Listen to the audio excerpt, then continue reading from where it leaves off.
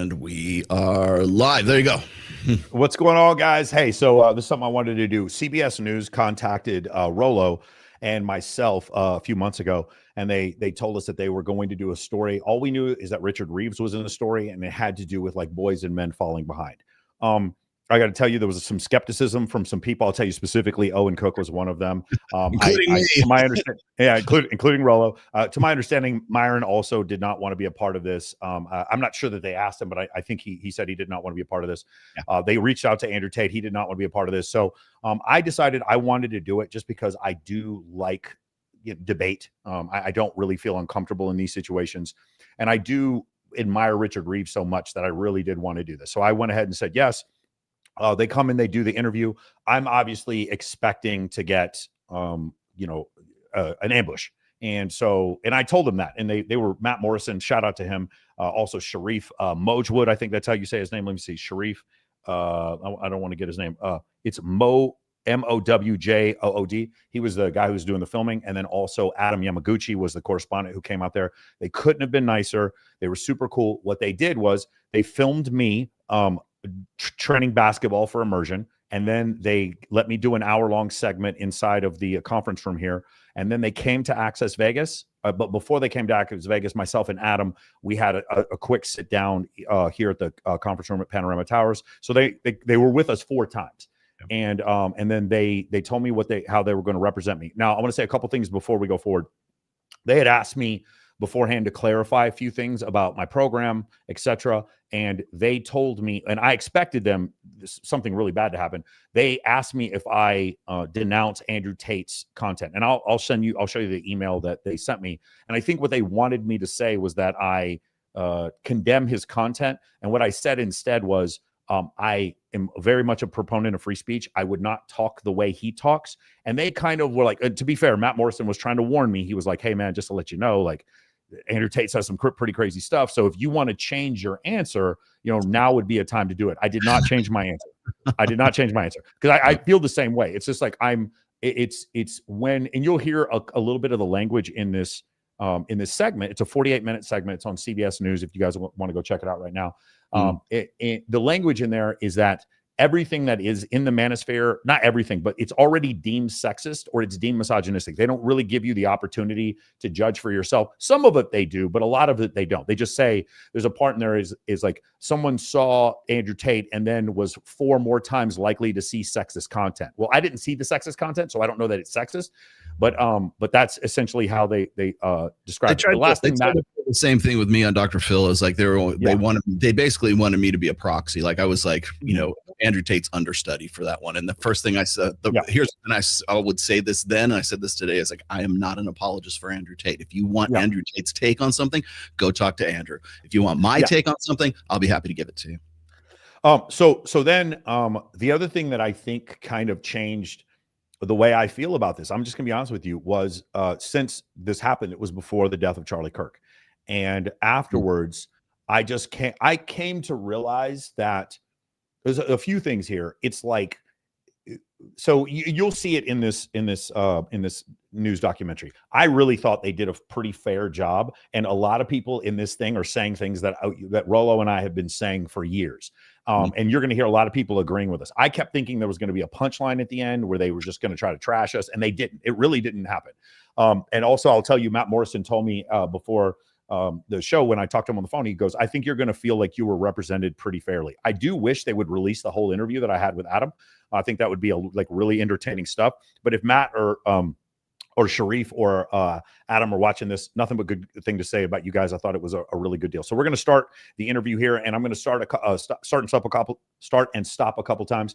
The other thing I want to point out here is this is mainstream media. This is legacy media. It doesn't get more legacy than Columbia Broadcasting System, CBS News, Dan Rather, right? This is CBS News. They are left of center by definition. Now, they're not as left of center as MSNBC, but they're still left of center. And I thought it was actually kind of courageous for them to actually do something like this, because what this article is basically stating is that the stuff we've been saying for 10 years, they finally caught up to it. And they're now saying the same things.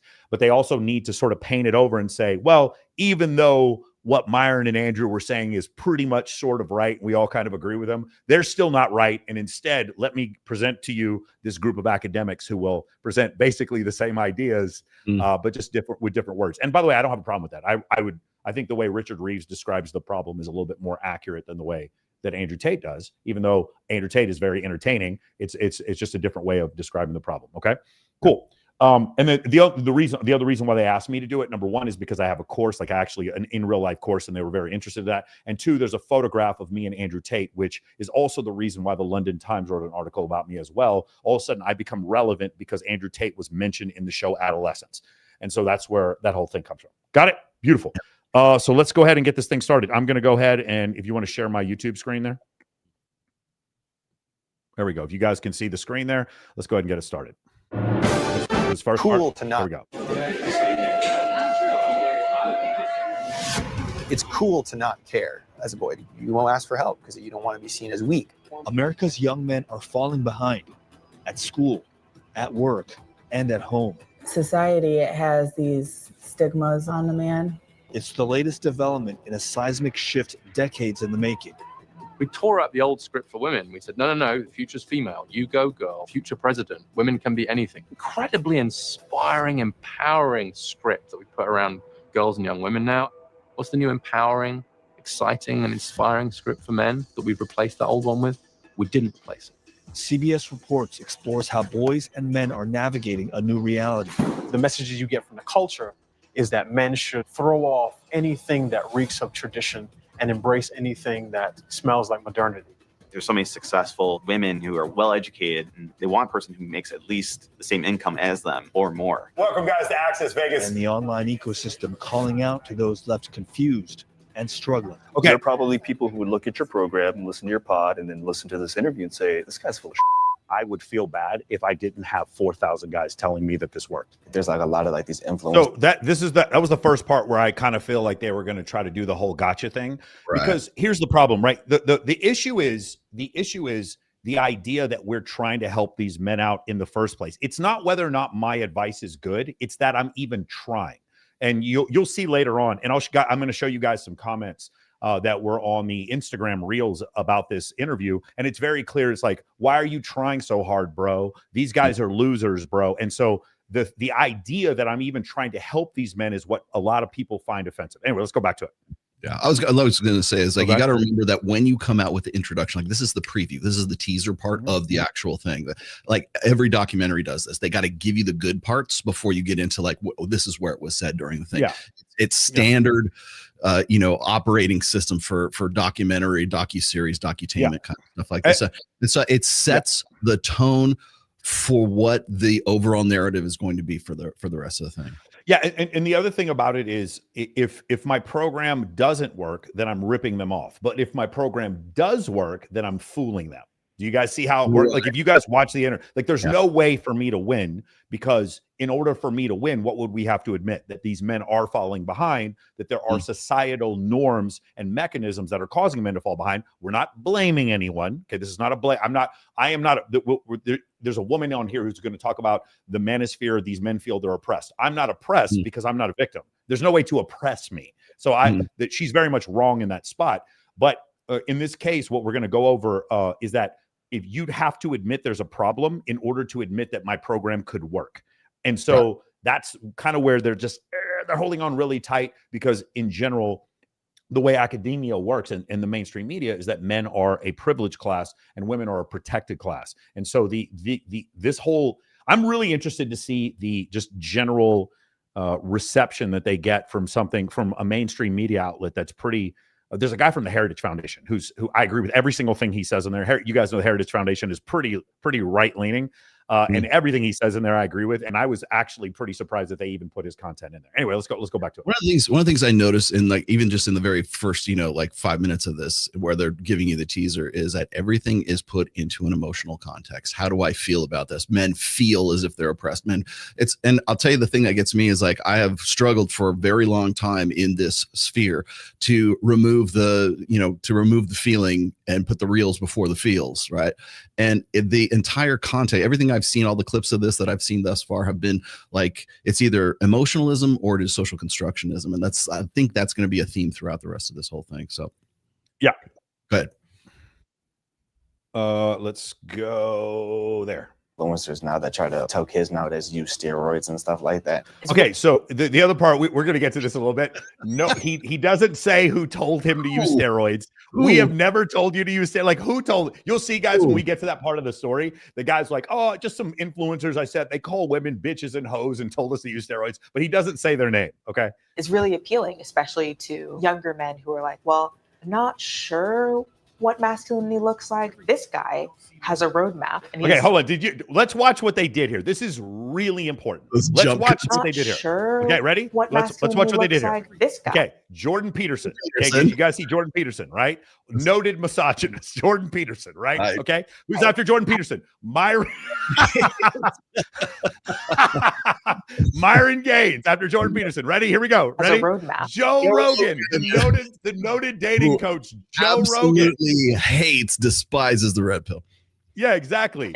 And then me. Okay, it's just like telling me what it is. Okay, hold on. Theo Vaughn. One more time, guys. What masculinity Theo looks Vaughn. like. This guy. Do you guys understand how crazy this is? He's telling me. What does Theo Vaughn have to do with any of this? What it is. And then of course Andrew Tate at the end. And I love it. Like, again, I get it because Theo Vaughn and Joe Rogan are huge content creators. But like, if you went to them and say, are you guys part of the Manosphere? They'd be like, I'm not sure what that is. Like, I just thought it was kind of interesting that they use those images.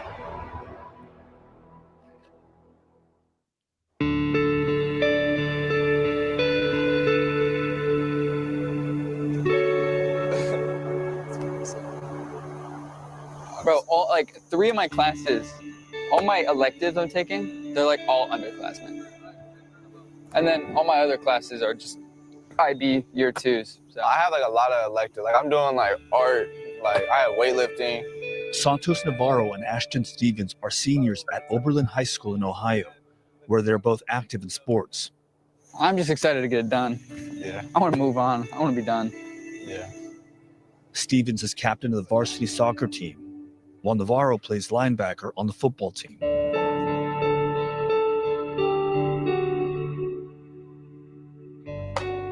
Navarro lives with his mother, Rosa, in an apartment near school. He's one of the roughly 20% of minors in the U.S. parented by a single mom. Okay. His parents divorced before he was a year old. Did you know that it was only 20% by a single mom? I had not heard that stat. That seemed a little low to me. Is that correct? I'm not sure. Rollo? Okay. I From don't the have ages 4 to 6, his perplexity father with that. was in prison. So I love wearing stuff like this. Like it's literally just like, it's just different. And nobody else is like really wearing stuff like this at school. Like it has like a whole bunch of rhinestones on it. He says in middle school he dealt I with love this. I like it because this is what like people who don't understand masculinity, and I'm not talking about the producers of the show, because remember the produce this is as mainstream as you get at CBS News. From their standpoint, what does masculinity look like? It's a teenage kid doing bicep curls, right? a lot of anger issues.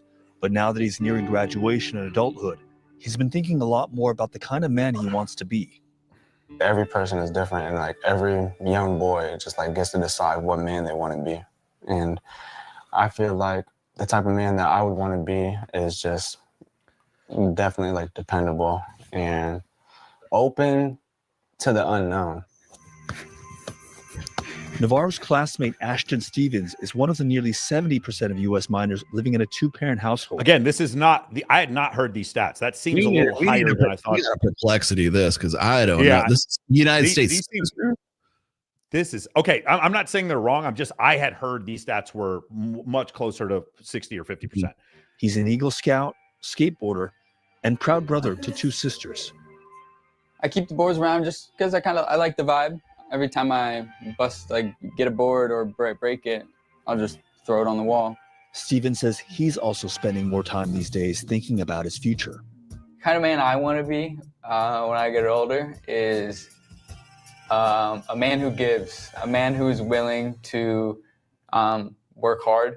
The word strength is a very broad word. And when you say, I am strong, that it face value, that means like, I'm strong. It could mean so much more. Mentally strong, like I feel like there's a lot of levels to that one word. Both Stevens and Navarro's mothers say they are immensely proud of their sons, but share similar concerns about the challenges confronting this generation of boys and men. Society has these stigmas on a man and like the pressures of a man and what a man is. Stevens' mom, Joanna, struggles with how to encourage her son to succeed, an issue she says she doesn't have with her daughters. With girls, you need to make sure that they are, strong. It's easy to say, you need to be strong, you need to be independent, you need to, look after yourself and be in control. And with boys, you can't really say that, because if you tell a boy you need to be in control, it just sounds wrong. And both boys and girls are important, because I have a daughter. I'm a little confused by this rhetoric. Do you understand what she's talking about? You can't tell boys to be in control. I think that's exactly what you have to tell boys to do. I was going to say is what she's saying here is like that. So again, the first thing is this, it's like they were saying he is dealing with anger issues. Okay. What's he angry about? Like we don't get into that kind of stuff. And again, it's all about feelings.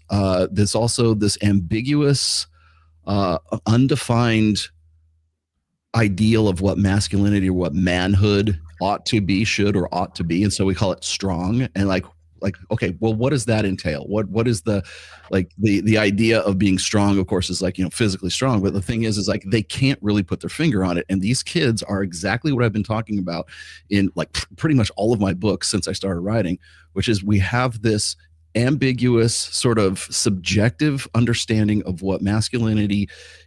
We have it in a way that we get to define it ourselves. So anything can be masculine, right? Or else it is something that is self-loathing, and that's what the control side of this whole thing is.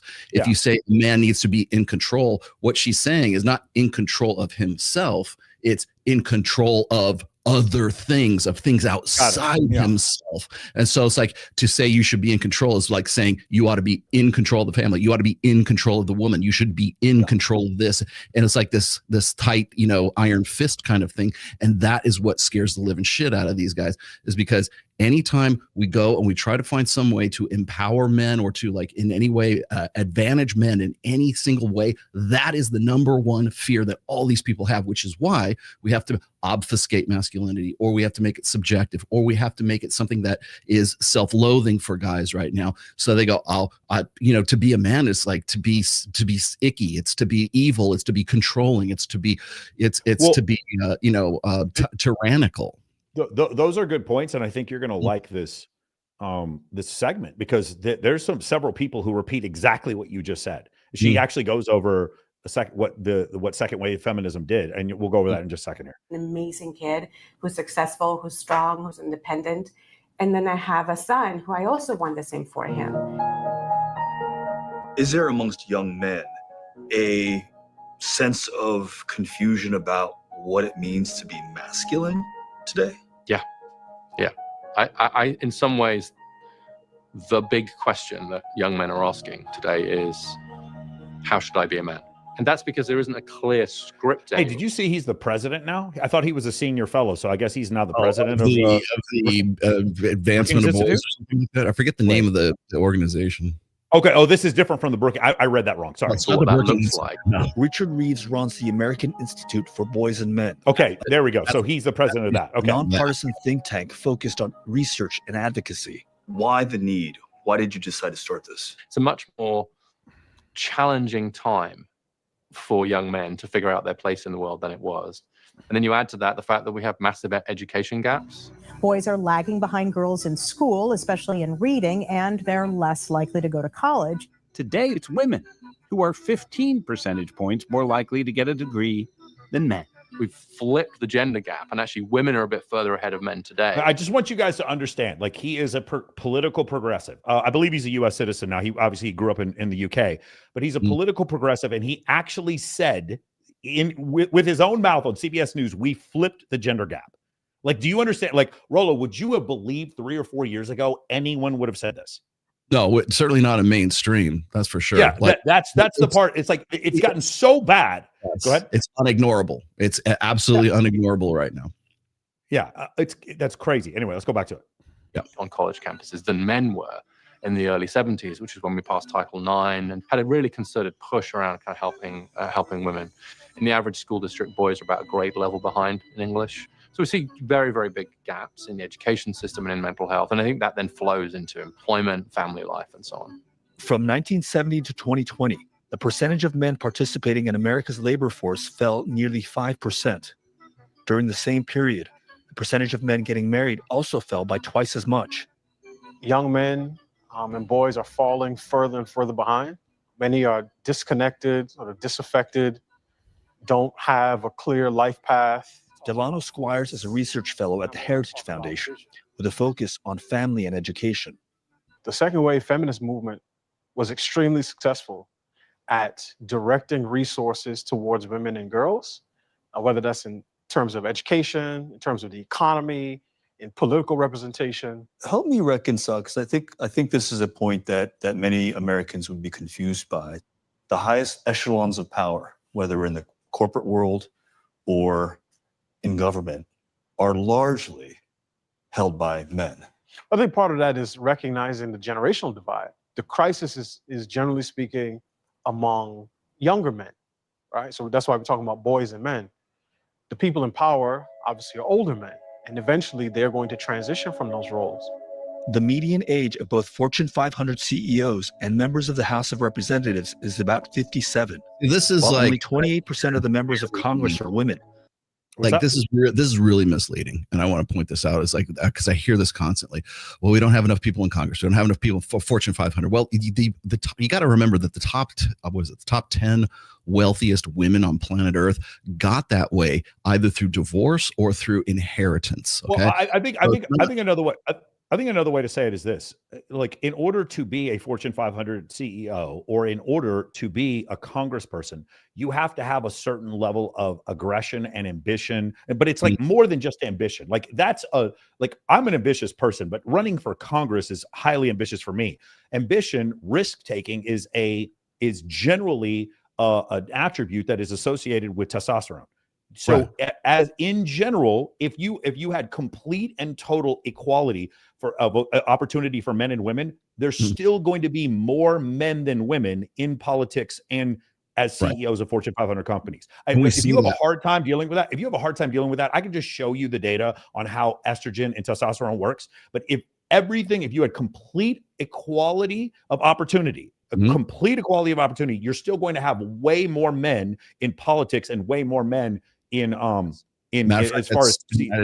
is borne out by studies of Scandinavian countries, which are considered to be like the most gender equal countries on planet Earth. And what do we find in those countries? We find that men tend to gravitate towards conventionally masculine roles, and women gravitate toward feminine roles as well. So given a state of complete parity, or at least as close as we can manage, that's still the case, right? So to say that there ought to, like, what I want to know is, why is that the ideal? Do we have to have 50% women and men in Congress for everything to be like perfectly balanced? Do we have to have 50% of Fortune? Do we have 250 of the Fortune 500? Do we have to have them to be women for everything to be 100%? And the thing is, like, why is that the ideal in the first place? Why are we gravitating towards that? Yeah, to be fair, they do answer that. He talks about this. He's like, we're going to get to a point where these things are going to change pretty drastically, because usually when you're talking about the incumbent males that are 57 years old, they're not the ones that we're talking about boys and men falling behind. This is going to have downstream ramifications, and that's what they talk about here in just a second. So let's get to that. The number of women sworn into the most recent Congress represented a 44% increase compared to 10 years ago. There are more Fortune 500 CEOs, I think, named like John, David, and Mike than there are female Fortune 500. I'm pretty sure if you say John, David, and Mike, there's more people named John, David, and Mike than probably 50% of general, men. CEOs, period. But the thing is, most men are not Fortune 500 CEOs. And these men who are succeeding extremely in their fields, they're doing great, but they don't necessarily represent all men. She got it right. She hit it right on the head. That's what I'm talking about, Rollo. She got it perfect. Fallacy. That is the apex fallacy right there. Or even the majority of men. Christine Emba is a senior fellow at the American Enterprise Institute and author of Rethinking Sex, a Provocation. pretty much since the founding of the United States, political thinkers and ideas people have been bemoaning the state of American men. First, it was that the frontier closed and American men didn't have anywhere else to explore. Then it was that the world wars had decimated men. Eventually, that turned into sort of an obsession with how unfit physically men were getting. So this has always been sort of a question that's being asked of men. However, I do think that in this moment, men maybe are facing an identity crisis. One of the things that a lot of the young men I've talked to mention when I'm asking them about masculinity and manhood and where they get their ideas of how to be a man from is male role models. Yes. Hey, I have a tie for you. All right. Many will say, my dad wasn't in the house, or like, I don't really have sort of older men around me who like taught me how to be a man. Okay, so what she's saying in a very nice, politically correct way is what we talk about with Ted Bundy and Homer Simpson. Women are being taught pretty consistently that men are not dependable, or they're dangerous, untrustworthy. And so she's expressing that, but just kind of in a different way.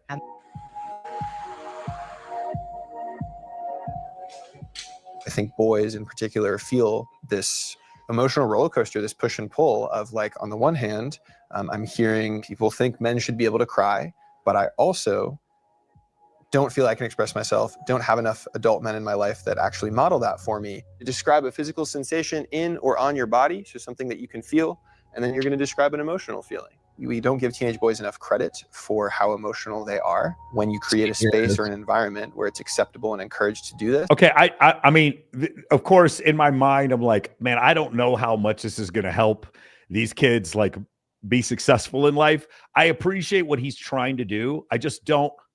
It feels very woo-woo. Go into a place in your body and express what you're feeling. I'm just having a little bit hard time when I'm thinking about the incredible impending challenges that a lot of the men that are in that classroom are going to have to deal with when it comes to employment in the next couple of years, and when it comes to dating, that them feeling a feeling in their body and expressing it is really going to be the solution for them.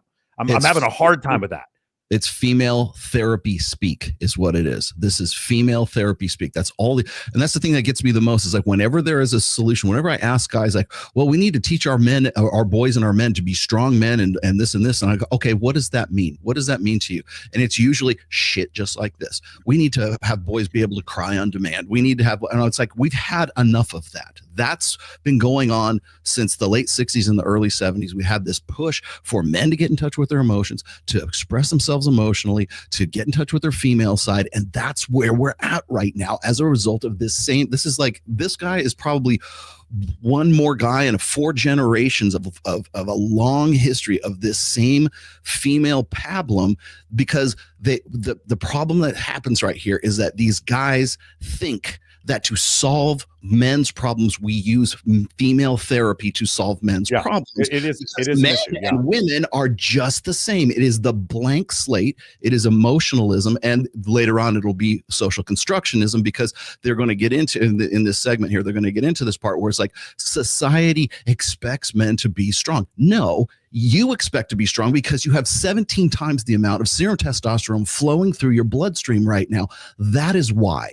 And it's like, it's never a mechanical problem. It's never about evolutionary psychology. It's never about evolutionary biology. And that is why these people hate EvoPsych and they hate EvoBio, because it expressly, realistically, and empirically crushes everything that these guys say. That's why they hate us, because we quote Dr. David Buss, we quote Steve Stewart Williams, we quote Gad Saad, we quote Marty Hazelton, all of these other, all of this other stuff when it comes to EvoPsych, and then they want to say, well, it's not. That's just a theory, and that's not really what's going on. And the thing is I think the idea of making like teenage boys cry, that is somehow healthier, is also a theory. That would be just a theory. That's because I'm not exactly sure how that would work. Anyway, he has a couple other things to say. Let's hear him out. It's beautiful what happens naturally.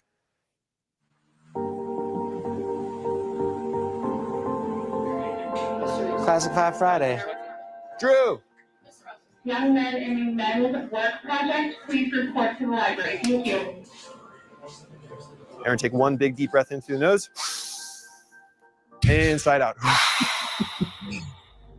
We're going to do one more big deep breath in through the nose, and this time we're going to bring our hands above our head. And side out, drop your hands. David Reese is a language arts teacher at Oberlin High School in Ohio. Johnny Cole is Reese's former student and founder of Hey Brother, an organization that seeks to challenge and examine what it means to be a modern man.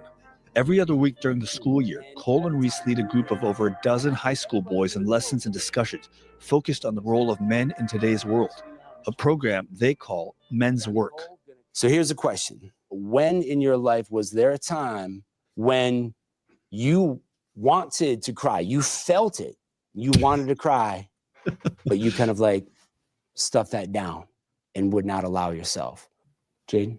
When my dog died, I feel that was just... Hey, nothing wrong with crying when your dog died. Nobody said that that's a problem. Nothing wrong with that.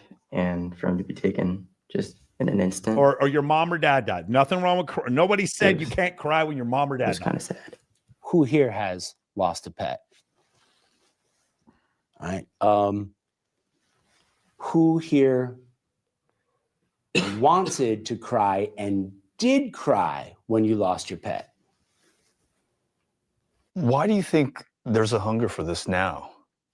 I believe that there always has been, but it is more present and potent because we have a cultural dialogue around men being expressive and the expectation that men should be going to therapy, and women wish that they could find men who were more expressive. Okay, so guys, I need to explain something to you because this is like super confusing to a lot of you, and so I have to give you the caveat here.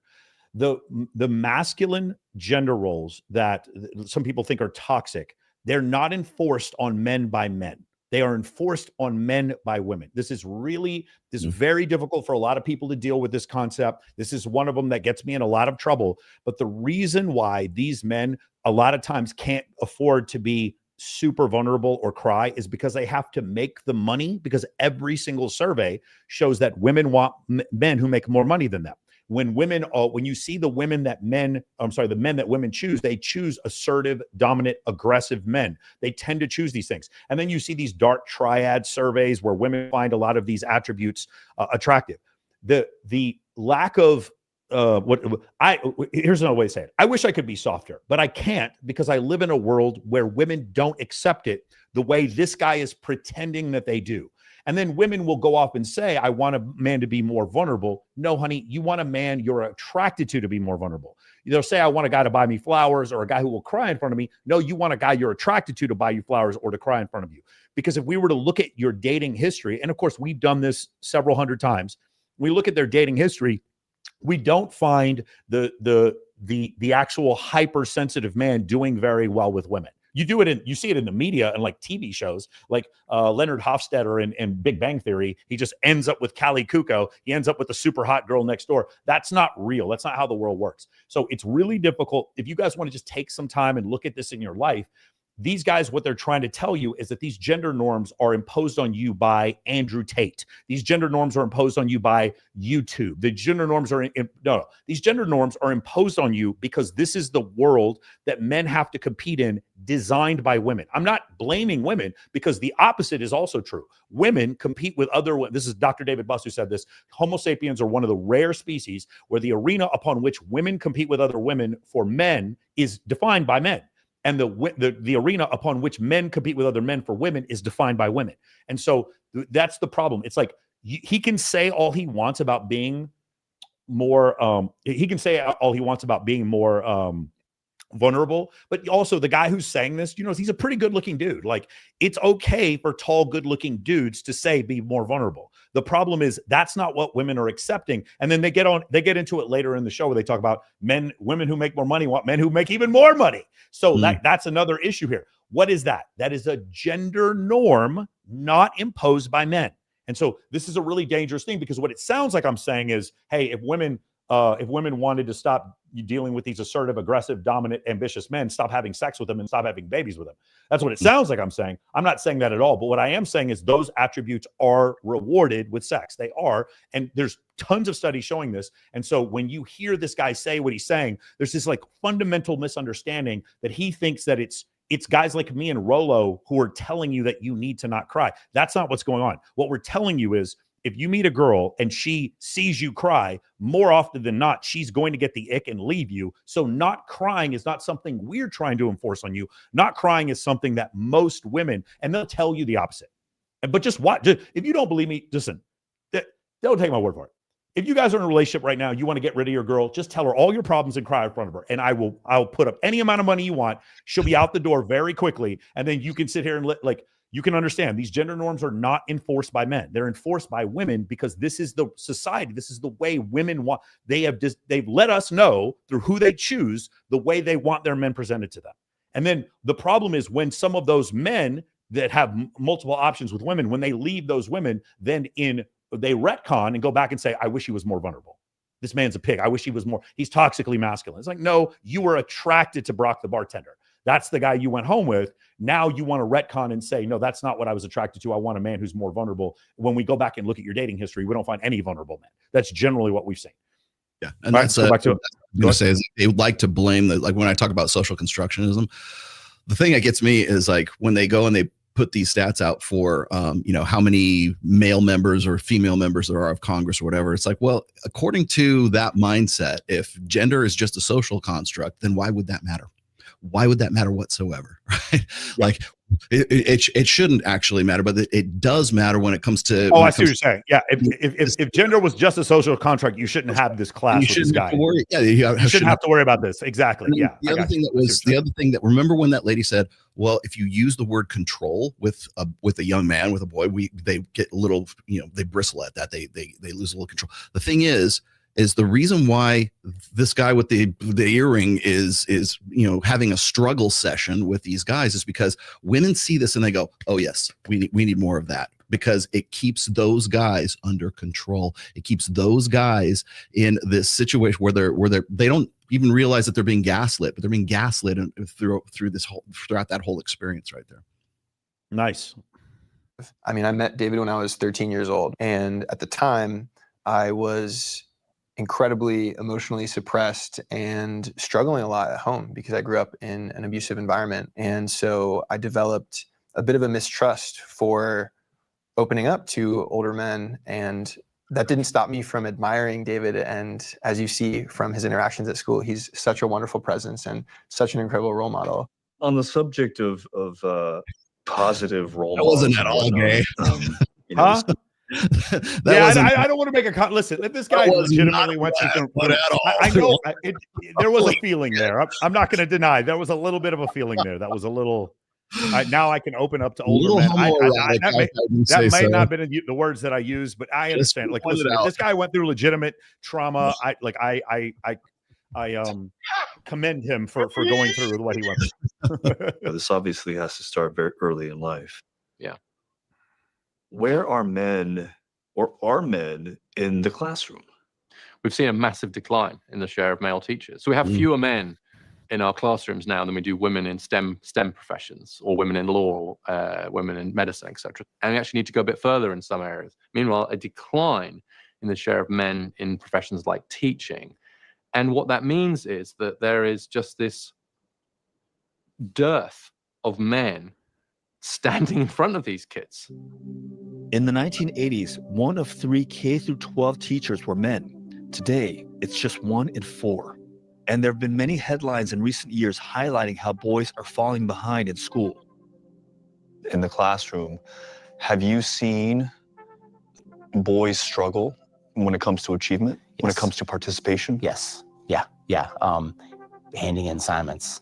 Like, all my girls are handing in the assignment. And if I've got like 8 boys in the class, maybe 1 or 2 did. Educators see boys lagging behind from elementary school through graduation. Prior to middle school, boys are more likely to repeat a grade than girls. And in high school, girls have consistently earned higher GPAs than boys. For years, people have been saying that the K-12 education system is not set up for boys, requiring them to sit still for, hours on end, labeling any boy who's a little bit, more rambunctious as having, ADHD or some other social issue. It's cool to not care as a boy. It's cool to be nonchalant. You're struggling in a math class and you won't ask for help because you don't want to be seen as weak. Whereas girls are not socialized to believe it is weak for them to ask for help. it's one of the ironies about what he just said is I'm going to show you guys some comments because that's what I'm trying to do. I'm with Men of Action. I'm trying to help men in this way. And in this whole thing, because men should be asking for help. That's what he's saying.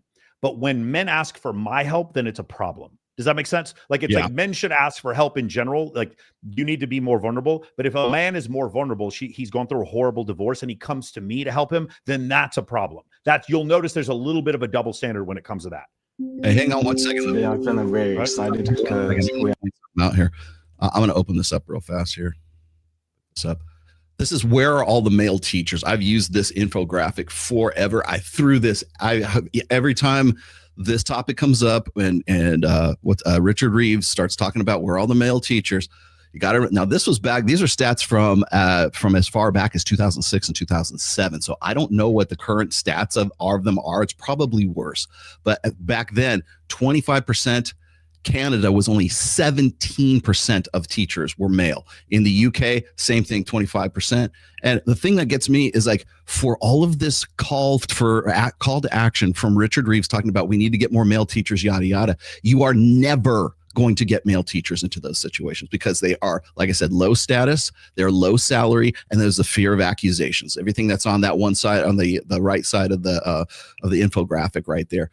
So until you can increase the salaries, until like grammar school teachers, like male teachers, are getting more poontang than anybody else, you're not going to get, unless there's pussy or there's money involved, guys are not going to want to get into it because it's not something that they're they want to go through, 8 years of college so that they can, and God knows how much money they're going to spend on student loans to get to the point where they can get a degree in whatever they're going to teach and then get another certification or get another degree in teaching itself so that they can go start for $45,000 a year and then worry about having to get accused of sexual assault or harassment or whatever else as a result of being one in four teachers. Yeah. And the only way you can actually make money in teaching is to be in administration. That's why you see most principals are male.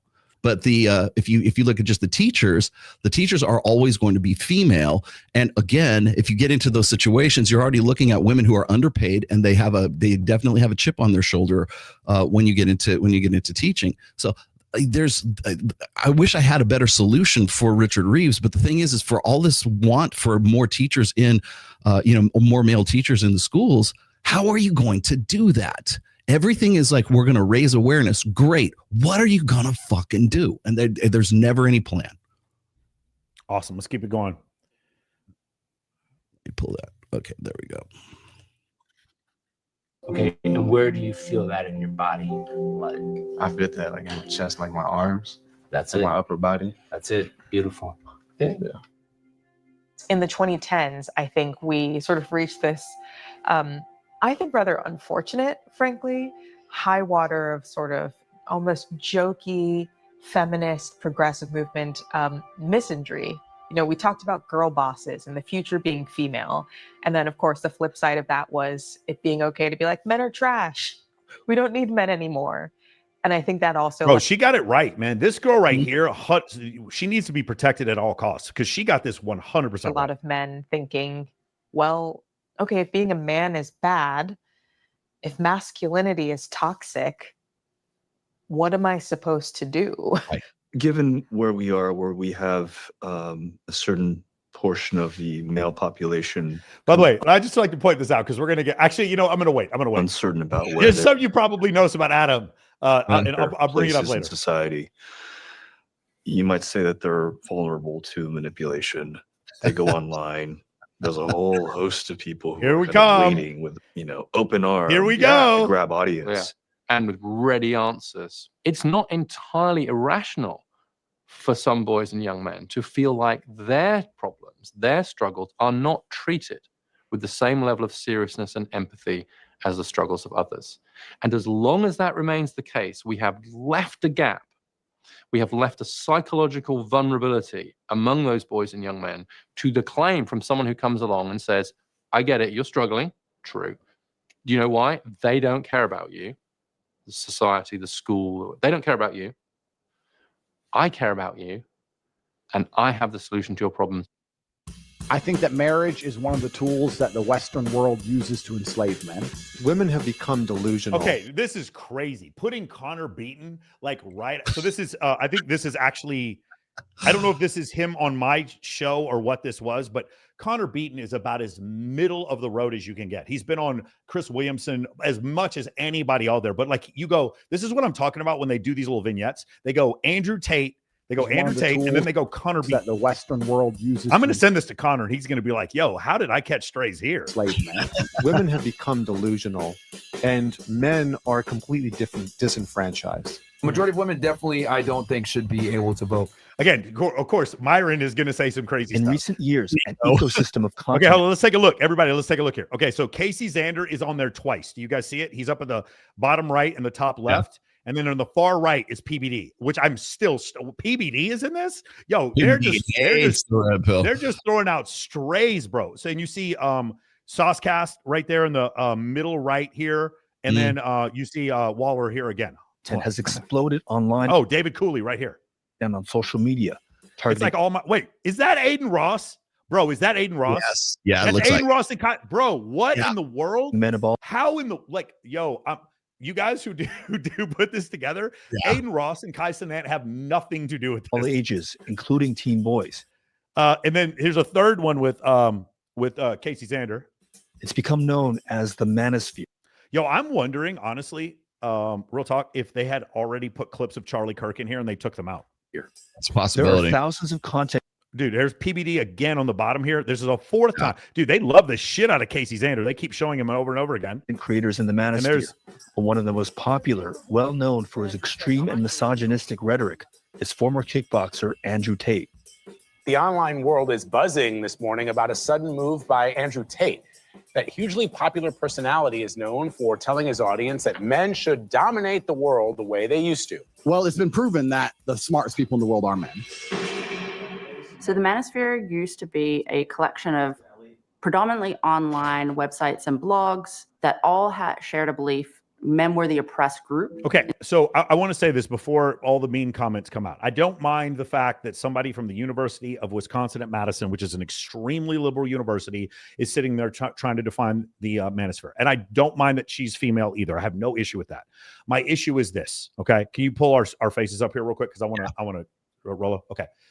For you guys at CBS News, again, I have mostly complimentary things to say. You kind of missed the boat on this one. If I was trying to describe oncology and to describe oncology, I had an anti-evolutionist who came out there who said that cancer is basically just evil humors that come because you don't pray enough. Instead, who should I have to describe oncology? An oncologist. Okay. Right. If I was sitting there and I was trying to describe to you how to sell real estate, should I have somebody on there who like has nothing to do with real estate or basically is telling you to rent instead of buy? No, I should have a real estate agent or a real estate broker on there. Okay. There are so many members, people who are members of the Manosphere members of the Manosphere who should have been allowed before her to describe, or at least along with her, maybe side by side, to describe or to define what the Manosphere is. It should not have been her. And now again, there's nothing wrong with her specifically. I'm not having an issue with her. And obviously, I understand University of Wisconsin-Madison is extremely, extremely liberal. And I get that. But my problem is, if you were to describe cardiology, you would want a cardiologist. If you wanted to describe evolutionary psychology, having someone who doesn't believe in evolution describing evolutionary psychology as some sort of archaic belief system doesn't make any sense. You would have an evolutionary psychologist. If you wanted to talk about the Big Bang, you would bring on an astronomer. If you want to talk about the Manosphere, they bring on some academic who doesn't particularly like the Manosphere to be the description. And I'm just going to be honest with you guys. I don't think that's fair. I don't think that's an honest representation. Well, I know it's not an honest representation because of what she's about to say next. Ready? In society, and women were doing the oppression. Okay, one more time. Shared a belief. Men were the oppressed group in society, and women were doing the oppression. So I'm not oppressed. Rollo and I are not oppressed. Rollo, do you feel oppressed? Did you wake up this morning feeling oppressed? No, I will tell you this. I am one of those bloggers from the Manosphere from way back in 2010, 2013. And I will tell you right now, go sift through all of my stuff. I doubt you will find one one instance where I've said men are oppressed. Those two words have never come. Like, you can go on Perplexity or go and just do a word search, find those two together. I challenge you. I'll wait. Copy and paste them and give them to me. Again, the issue is because she doesn't understand that, she has to straw man the argument. Otherwise, also, to be fair, like in her position at a very liberal university, she can't come to the conclusion that the manosphere is helpful to men. She already knew the conclusion before she started her research. And so in order to do that, men are oppressed. I've never heard anyone say men are oppressed, but that's what she's saying. Mariel Barnes is an associate professor of public affairs with a focus on gender, and has done extensive research on the manosphere and the ideology. I will say one other thing. Part of this whole ideology, just male self-improvement, not just the manosphere, is that as a man, you experience some of the difficulties. I'm not oppressed, but some of the difficulties that we have to go through if we're on a dating app or going out to meet a girl or trying to get a job or trying to get an education. And so one more time, those difficulties, those vicissitudes that we experience, that is what defines the manosphere more than what she's describing. And no offense to her, she has not experienced those specific vicissitudes. I'm sure she has her own. She has her own challenges, but she doesn't have a man's challenges. And that's why I'm saying, I'm not belittling her challenges. Public affairs on gender. That's her position. Like, that's like one of those DEI kind of hires, right? It's like one of those things where we're going to make up a position because like we don't know where else to put you with your. Well, I mean, here's the main part I want to say. If she had come up with any other conclusion than the one she's expressing to me, she would not receive tenure. Let me say that one more time. I will stand by this. If she had come up with any other conclusion than the manosphere is this misogynistic place where men feel oppressed, if she had come up with any other conclusion than that conclusion, she would not receive tenure. That's the reason why. That's why I have a very difficult time with the definition of this space done by someone who isn't in the space. You could have her as a counterpoint, but to have her as this is where we open up to the manosphere, and she's defining what it is. I think this is problematic, and I think it's pretty one-sided. A so-called red pill content. The idea of red pill comes from the Matrix. Neo is offered a red pill. She got one thing right. If he takes the red pill, he wakes up and he sees the truth about the society he lives in. With the manosphere, when they say they're red pilled, what they mean is they have taken the red pill, similarly to Neo, and they've realized that actually everything they've learned about society before is incorrect. There is no patriarchy. There is no misogyny. Again, one more time. 100 times I have been on the show and said there absolutely is a patriarchy, because when society continues to reward ambitious, aggressive, assertive, dominant men with positions of power, and women keep having sex with those men, the obvious result of that is a patriarchy. But that's different from what she's talking about. She's not talking about the denotative, dispassionate version of patriarchy. She is talking about her version of patriarchy. I'm going to guess with a high degree of certainty, her version of patriarchy is this nefarious, conspiratorial group of men throughout modernity, throughout history, going back and working together specifically to oppress women. So remember, this patriarchy is about oppressing women. Before, she was talking about men claiming that they were oppressed. All right. So I just want to make sure that there's a very clear understanding here. I'm not saying that there is no patriarchy. I'm saying that the word is bastardized and misused. And I think this is an example of it. In reality, there is no patriarchy. There is no misogyny. And again, what is the first word? When you go on Fresh and Fit, what is the first word they play, bro? 3, 2, 1. Misogyny. Like nobody is sick. It's just so wild how badly they have to straw man these arguments in order to get through what they're saying. Misogyny, right?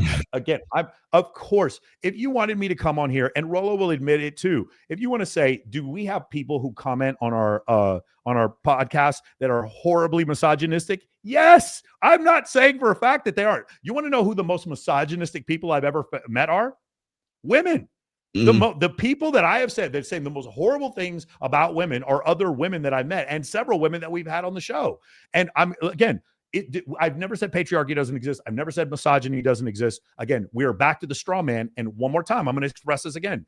I don't feel that she is a credible witness, Your Honor, in order to describe something that she's not a part of. That's my answer. Let me add one more thing here real quick. Is the thing is that one of the reasons why the red pill and the manosphere and everything that she's describing is so like offensive to women that look like her, is because it is inconceivable for them to think of feminism or anything else being anything less than true. Like, she is so ego invested in her ideological correctness that to say that, you know, to throw out, you know, oh, these guys don't believe that there was female oppression. They don't believe, or they don't believe in patriarchy. They don't believe. Now, she's, like you were saying before, Mike, is she was saying that she's saying this with her frame of reference. Her frame of reference is really intersectional feminism.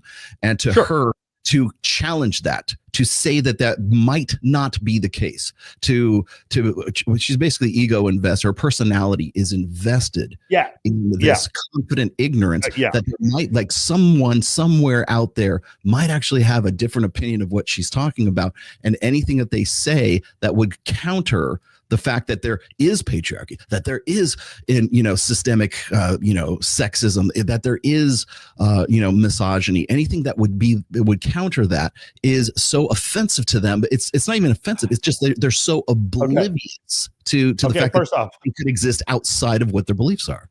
Okay, well, first off, listen, I want to say this about this whole misogyny thing. First off, the person, Don DeMarco, saying solid shoulders for sure. What is her shoulder routine? I do not stand behind this. I do not stand behind talking about somebody like that. That is horribly misogynistic. She does have some nice shoulders, though. I'm not. Oh, it's a high rep shoulder light. Yeah, no, that's good. High reps, light shoulders. That's a way to get kind of swole. Anyway, just go back to what you said before. So I had a debate with a feminist. It was probably 2 years ago. You remember Andrew Wilson commented on it, and it was very bad for her. And the reason why was because she didn't bring any statistics to bear during the debate. She just assumed that she was right and could not conceive of the fact that anything I'm saying was right. One of the things is this contributor, this lady right here, who is from University of Madison. I think they talked to her twice during here, but she never comes around to what, like, that senior fellow from the Brookings Institute, that black guy, Delano, I think his name is. She doesn't come to any of those realizations, because I believe she's still living in the world. I'm just guessing here that she's still living in the world where men are not oppressed in any way, or she's still living in the world where men are not oppressed is the wrong word, where men are not falling behind, where or maybe men are falling behind, but they deserve it because of X amount of years of patriarchy or whatever mental logistical gymnastics that she has to do in order to come to that conclusion. All right, let's keep it going. Women who are in charge, and women who are oppressing men, and men who are suffering in modern society. Men and boys hear these messages that sometimes their very presence, their very being is a problem. It's problematized, particularly on the progressive left. Okay, left. I just have to say it, bro. His t-shirts. His t-shirts, bro. I'm hitting up Adam right now. And I just messaged Adam. I told him we're reacting to this live. Adam, where do you get these t-shirts, bro? These are incredible, bro. Adam is just yoked in every one of these. Wow. All right. What you see in some respects, particularly online, the rise of sort of the red pill communities. And so if the people over here say your maleness is a problem, the ones over here say, no, it's good to be a man, and you should say that with your head held high, your chest stuck out. The idea that these places actually target again, men bro. and say How they're is for men Theo and catching strays here, bro? Theo Vaughn? That is wild. to sort of define masculinity in a clear way, Bro, is really are you appealing. kidding me? How is this? Yo, who is the leader of the go ahead and get married and have a wife and raise your kids? Right. Dude, you're looking at the leader of that group right there in front of you. Oh, by the way, this is Dan. This is see behind him. You see it says Lone Survivor. That is a movie that Dan Bilzerian was in and put money up to produce. And so they're in Dan Bilzerian's. This is his theater. This is his interview with Bilzerian, the PBD podcast. Yeah, it's funny. It's PBD. Notice PBD. Like, there's 2.74 million subscribers. It's like that was good enough for CBS. Yeah, it's like, yo, CBS again. I please next time just ask me, and I'll let you know who the Manosphere guys are. The idea that it's PBD is wild to me. PBD has. If you had said Adam Sosnick, I would say yes, his co-host. But that's the thing; they argue specifically because they don't agree when it comes to some of this content. especially Just to ran him up. younger There he men is. who There are he is. The guy on the left, 100% I agree. Yes, like, well, he's one of us. I'm not sure what masculinity looks like or what it is, but like this guy has a roadmap and he's telling me what it is. I think the growth of social media and podcasting has made Manosphere content much more accessible.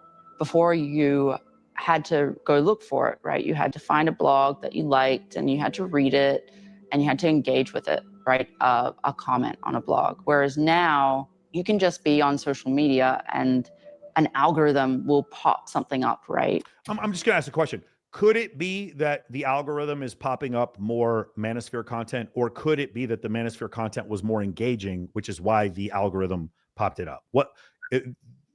She doesn't seem to allow for that idea. In a study of TikTok accounts mirroring adolescent boys, each account started off with 13 targeted videos out of 100 that contained misogynistic content. Okay, so they're not showing you the misogynistic content. What you can see is blurry stuff in the back of Jordan Peterson. You can see there's these last three at the bottom are all Jordan Petersons. So because it's Jordan Peterson, by definition, they're not showing you the content. They're telling you it's misogynistic. 5 days later, that number jumped to 56. And in less than a week, teen boys were 4 times more likely to encounter sexist content. Again, we're more like, I have a little bit of an issue with this one. Okay, there is such thing as sexist content. It does exist. Misogynistic content, it does exist. But I don't see the content you're showing me, so I don't know what it is. And some of the most sexist content I've ever seen are from female content creators on TikTok.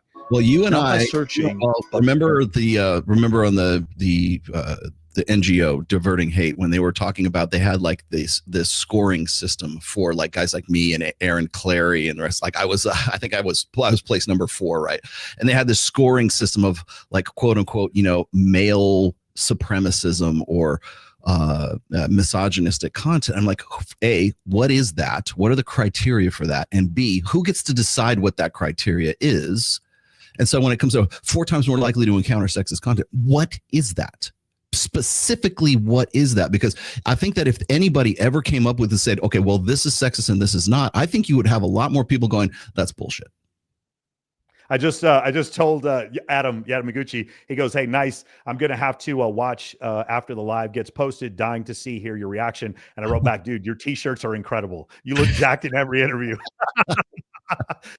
But by algorithms, TikTok did not respond to a request for comment. Okay, so I'm going to say this real quick. I am interesting. It's interesting to me that they use TikTok for that survey. I found that TikTok is the quickest to get rid of any kind of Manosphere content of all the platforms. It's not even close. You guys want to look, my name, Michael Sartain, you cannot use it as a hashtag on TikTok. It's been removed. So I'm a little surprised when I hear this.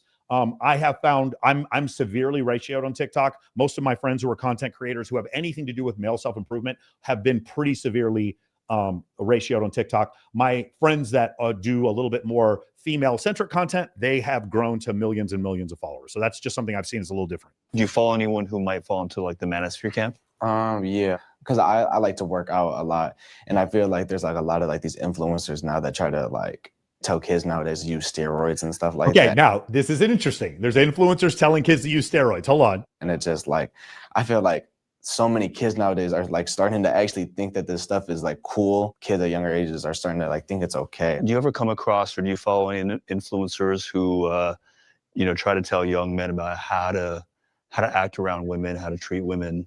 I think I do follow like this one dude and like a couple of like other like big like fitness influencers. What do they say about women? And like they just like again, there's no name. I don't know who he's talking about. Never use like hoes and stuff like that. Slut and hoes. Like, that's just like it's almost like just objectifying them and just like putting that on all women. And I feel like when you put that on all women, sorry, I feel a bit because of the those instructors that he had in his high school class that he feels a little bit performative and has to say this right now. Like, right. Like it's just disrespectful. So by the way, let me give you guys a piece of advice. You should look like Adam. Like Adam is ripped. Like you want to talk about defining masculinity? No homo. Adam is jacked. That's what you should look, because this is the part that I find to be so ironic, is because they're talking about you should be bigger and lift weights, and I'm like, bro, you are bigger and lift weights. And you know, I wear what I wear because I know that it defines. You wear the same thing. We wear what we wear because we know that it defines our outline, our profile, everything else. Do not think for one second that this was not a conscious decision on Adam's part. He knew exactly what he was doing when he wanted to do this interview. Yeah. Sharif, one of the producers, he just wrote me. He goes, "Yeah, Adam is jacked." That's pretty funny. All right, let's keep it going. Do you ever come away feeling like, I want to be a man, I got to get, I've got to bench a certain amount, I got to get jacked? Yeah, just feeling like I need to be bigger, like just feeling like I need to be doing more, or whenever I am in the gym, kind of just like in my head, I guess. A 2025 university. I think he left there feeling insecure because of how jacked Adam was. University of Toronto study of 1,553 boys and men found that those who often saw muscular bodies, supplements, or drug content on social media were more likely to show signs of muscle dysmorphia, a condition affecting about 1 in 3 participants. That gets to the question of, are some of these spaces exploitative? And actually, I think it's kind of important. I say this real quick before we go on. You guys should not be taking anabolic steroids in your 20s for any reason whatsoever. I know some of you guys can get legal prescriptions for like Deca or I don't know about Winstrol, but like Anavar or whatever. I would not even consider looking into TRT unless you have hypogonadism and a doctor has told you that your nanograms per deciliter are below 300, 200, whatever it is. Once you turn 32, 33, 34, 35, if you want to look into TRT, I'm not going to tell you to take it, but I will tell you that you should consult with a doctor, not just a urologist, or not just an endocrinologist. I would actually go to a TRT specialist and have a conversation with them. The normal range for somebody in their 30s is from like 900 to 200 nanograms per deciliter. 200 nanograms per deciliter is critical. It's criminal. No doctor should let you walk out of an office with that number. But we're not telling you to take anabolic steroids. What I would tell you is if you're older and you're considering trying to get your levels checked, there's nothing wrong with that. So I want to make sure we understand that, because this is a dangerous one. This one can get a lot of people in trouble. We're not, I've certainly, Myron is one of the first guys who said, he's all natural. So I would like to know who he's talking about. Like when these guys are telling you, but you should text or email Adam and say, "What's your stack?" Yeah, what's your stack, bro? That's funny. I would say some of them definitely are.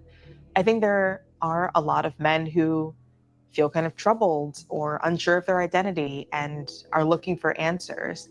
And there are a lot of people willing to sell them an answer that looks like, buy my product, keep subscribing to my podcast.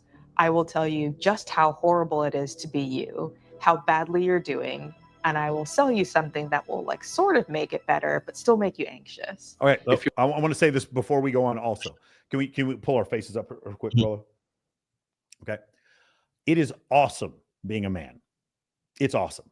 I love the fact that I can punch hard. I can do a bunch of push-ups and sit-ups. I love the fact that I can play basketball. I love being a man. I'm not here to tell you how hard it is to be a man. What I am here to tell you is that if you don't understand certain realities, and these realities have to do with economics, these realities have to do with education, these realities have to do with dating, and a lot of it having to do with the changes in the dating marketplace due to social media, dating apps, and stuff like OnlyFans and Sex Panther. Because of those changes, there's a software update. It's still awesome being a man, but it's not as awesome if you don't get the software update and kind of understand that the world has changed. For me to say that there has been a change, meaning women now have access to more of the, we see all the Chris, what's his name? Chris Brown? Who is it? Yeah, I'm thinking of Chris Brown. We see all those images of him and all these women like going crazy and paying $1,200 to be able to take a photograph with him. What's happened is a lot of women who normally wouldn't believe that they had access to those type of men now believe they do because of social media. And it's caused what their buy and sell rate for a relationship has now changed significantly. Now, some people in the manosphere might call women delusional for feeling that way. I'm not going to call them delusional. What I am going to say is if you want a man who makes $100,000 a year and you want a man who's over 6 feet tall, that is 2.2% of men in the United States. If you want him to not be obese, now we're less than 1% of men in the United States. You want him to not be married and not be obese? We're talking like 0.7%, 0.8% over the entire United States. Now, if you heard that number and that sounds crazy to you, maybe you are delusional, but I'm not trying to say that to insult you. I'm just stating facts. Okay.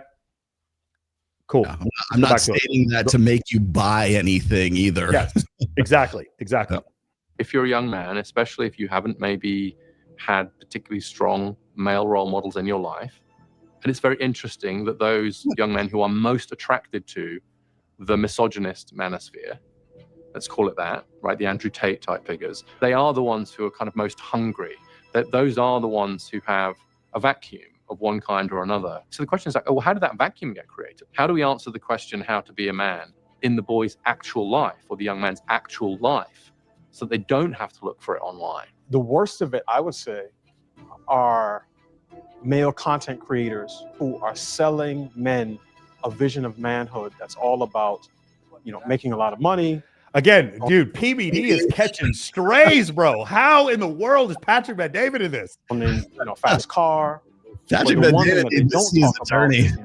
Patrick Bet-David has been married. He's got like 4 kids. Like he is just hyper Christian. Like that's wild. Why would a man sign up to get married today when he knows? Yeah, I think they meant to get Adam Sosnick and they accidentally got PBD. That given sort of the social status of women today, that your wife could leave you at the drop of a dime and take half of what you own. So, particularly to these guys, marriage is a bad deal. And it's one that the modern man should not sign up for. Yeah, it's an interesting message, except for the part that women can divorce you at the drop of a dime and take half your stuff. Well, that part, because he's a tradcon for sure. So let's just, I mean, you saw. By the way, hey, if you guys at CBS could get me in touch with him, I want him on my podcast. This guy, he needs to be protected. Yeah, exactly. Well, he's batting 1,000. He's very family proud, right? I mean, obviously he's going to show you his kids and everything else. And he's the Black Charlie Kirk, right? He wants to show you like he's living the good life. Like this is what you're supposed to be doing. And the problem is he's part of that problem as well. So it's like, it's not that, the manosphere or whatever. Why do you think this guy's part of the problem? I'm confused. Why do you think it's part of the problem because it is still like it's the same problem that I have had with these guys from the jump, which is they want men to be better men, but not for the sake of being better men. They want them to be better men so that they're more suitable bachelors for women. They're solving women's problems by need to, like his ultimate goal, his ideal manhood is the guy who goes and has 4 kids and a golden retriever in the front yard and has his pretty wife and has this like he's basically men need to be sacrificial, men need to be like serve you. By the way, you Mike are the polar opposite of what he would. Yeah, they don't like the 47-year-old guy with the 3 cats. They're not exactly the opposite of where it's at, because what happens is they are just like when people tell me that the red pill is just the flip side of feminism, I'm like, no. Traditional conservatism is the flip side of feminism, because all it's doing is hitting guys from a different angle, from a moralistic angle, to do exactly the same thing that feminism has done for men as well, which is make them indentured servants. And not like I'm all about guys coming up, and I think you would agree with me. You're men of action, right? We're in this business to help guys become better versions of themselves. We're in this I'm not in this business to make men better men. I'm in this business to give men the tools and the equipment and everything and the education that they need so that they can make themselves better men. This guy, his ideal for manhood is you use all this stuff so that you can be a better servant and you can be a better, husband, and you can be, so basically, how can you better serve and be more sacrificial for your wife rather than being a better man for the sake of yourself, for the sake of you being a better man? I don't know that he's specifically making the point you need to be a better man for women. I haven't heard him say that, but I will say that is what I've heard from the recent podcast interviews with Gavin Newsom and with Barack Obama. Those I've definitely seen that. But I haven't heard it with him, but I kind of want to hear a little bit more what he has to say.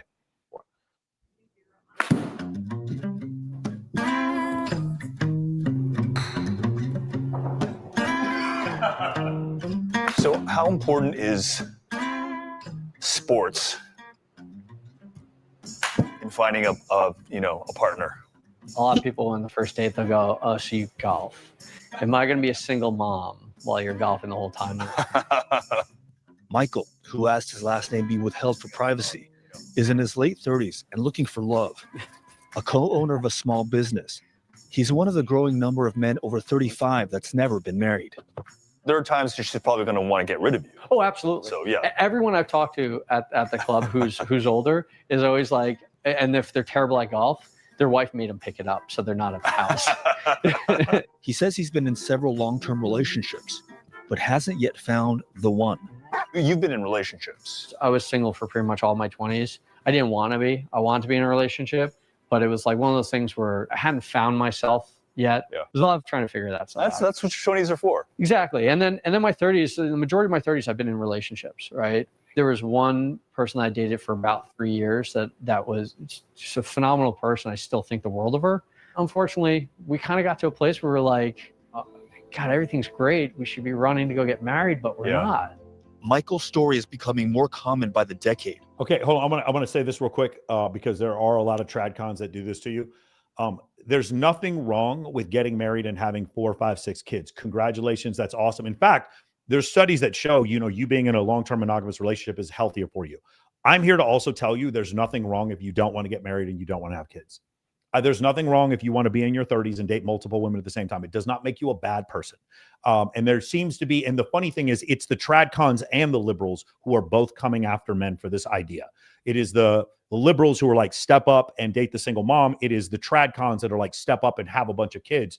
And my whole thing is, I think it's totally fine in your 20s and 30s to stack as much money as you can to just build up your empire. And then when you feel like it, go off and have a kid and don't worry about the pressure that society or your family gives you in order to do that. You're not a bad person if you do that. Okay. Because a lot of times I listen to PBD scolding Adam Sosnick about not having kids. Right. And by the way, PBD is 2 years younger than me. I listen to PBD like scolding Adam Sosnick about not having kids. There's nothing wrong with what Adam's doing. It's just for some people in certain situations, my empire right now might be even more important. There's no problem with that. But the thing is, we don't really seem to have the same problem when a woman wants to put off having kids after she gets multiple master's degrees. Now what we're going to do is we're going to kind of shame men for staying single into their 30s and or maybe even into their 40s. And I'm here to tell you, there is nothing morally wrong with staying single. Okay? I don't want that, because there seems to be some confusion about this. 1949, more than 75% of U.S. households were headed by married couples. As of 2024, that number has plummeted to just 47%. Do you think it's becoming harder to date? It's just different. I look at my grandparents, my grandfather was a blind date with my grandma in a rowboat on Coney Island. He said, I'm going to marry you. And she thought he was crazy and took him 7 dates to kiss her. It's both easier and more difficult, I'd say, because you can find what you're looking for easier today. I mean, you have an app and you have access to everyone who's single in the area. Okay, now you guys already know, like this, my ears are bleeding listening to this. There's no app where you can see everyone that's single. You can see all the men that are single. These dating apps, and Adam's going to go over this. These dating apps, 3% match for men, 31% match for women. It's about 10 to 1. I've seen even worse statistics than that. The thing is, when he talks about is dating easier or harder, here is the correct answer. If you are an exceptional man, exceptional in some way, either you are famous, extremely high status, very good looking, super charismatic, if you have something going for you that puts you in a top 10%, then dating has never been easier. Okay.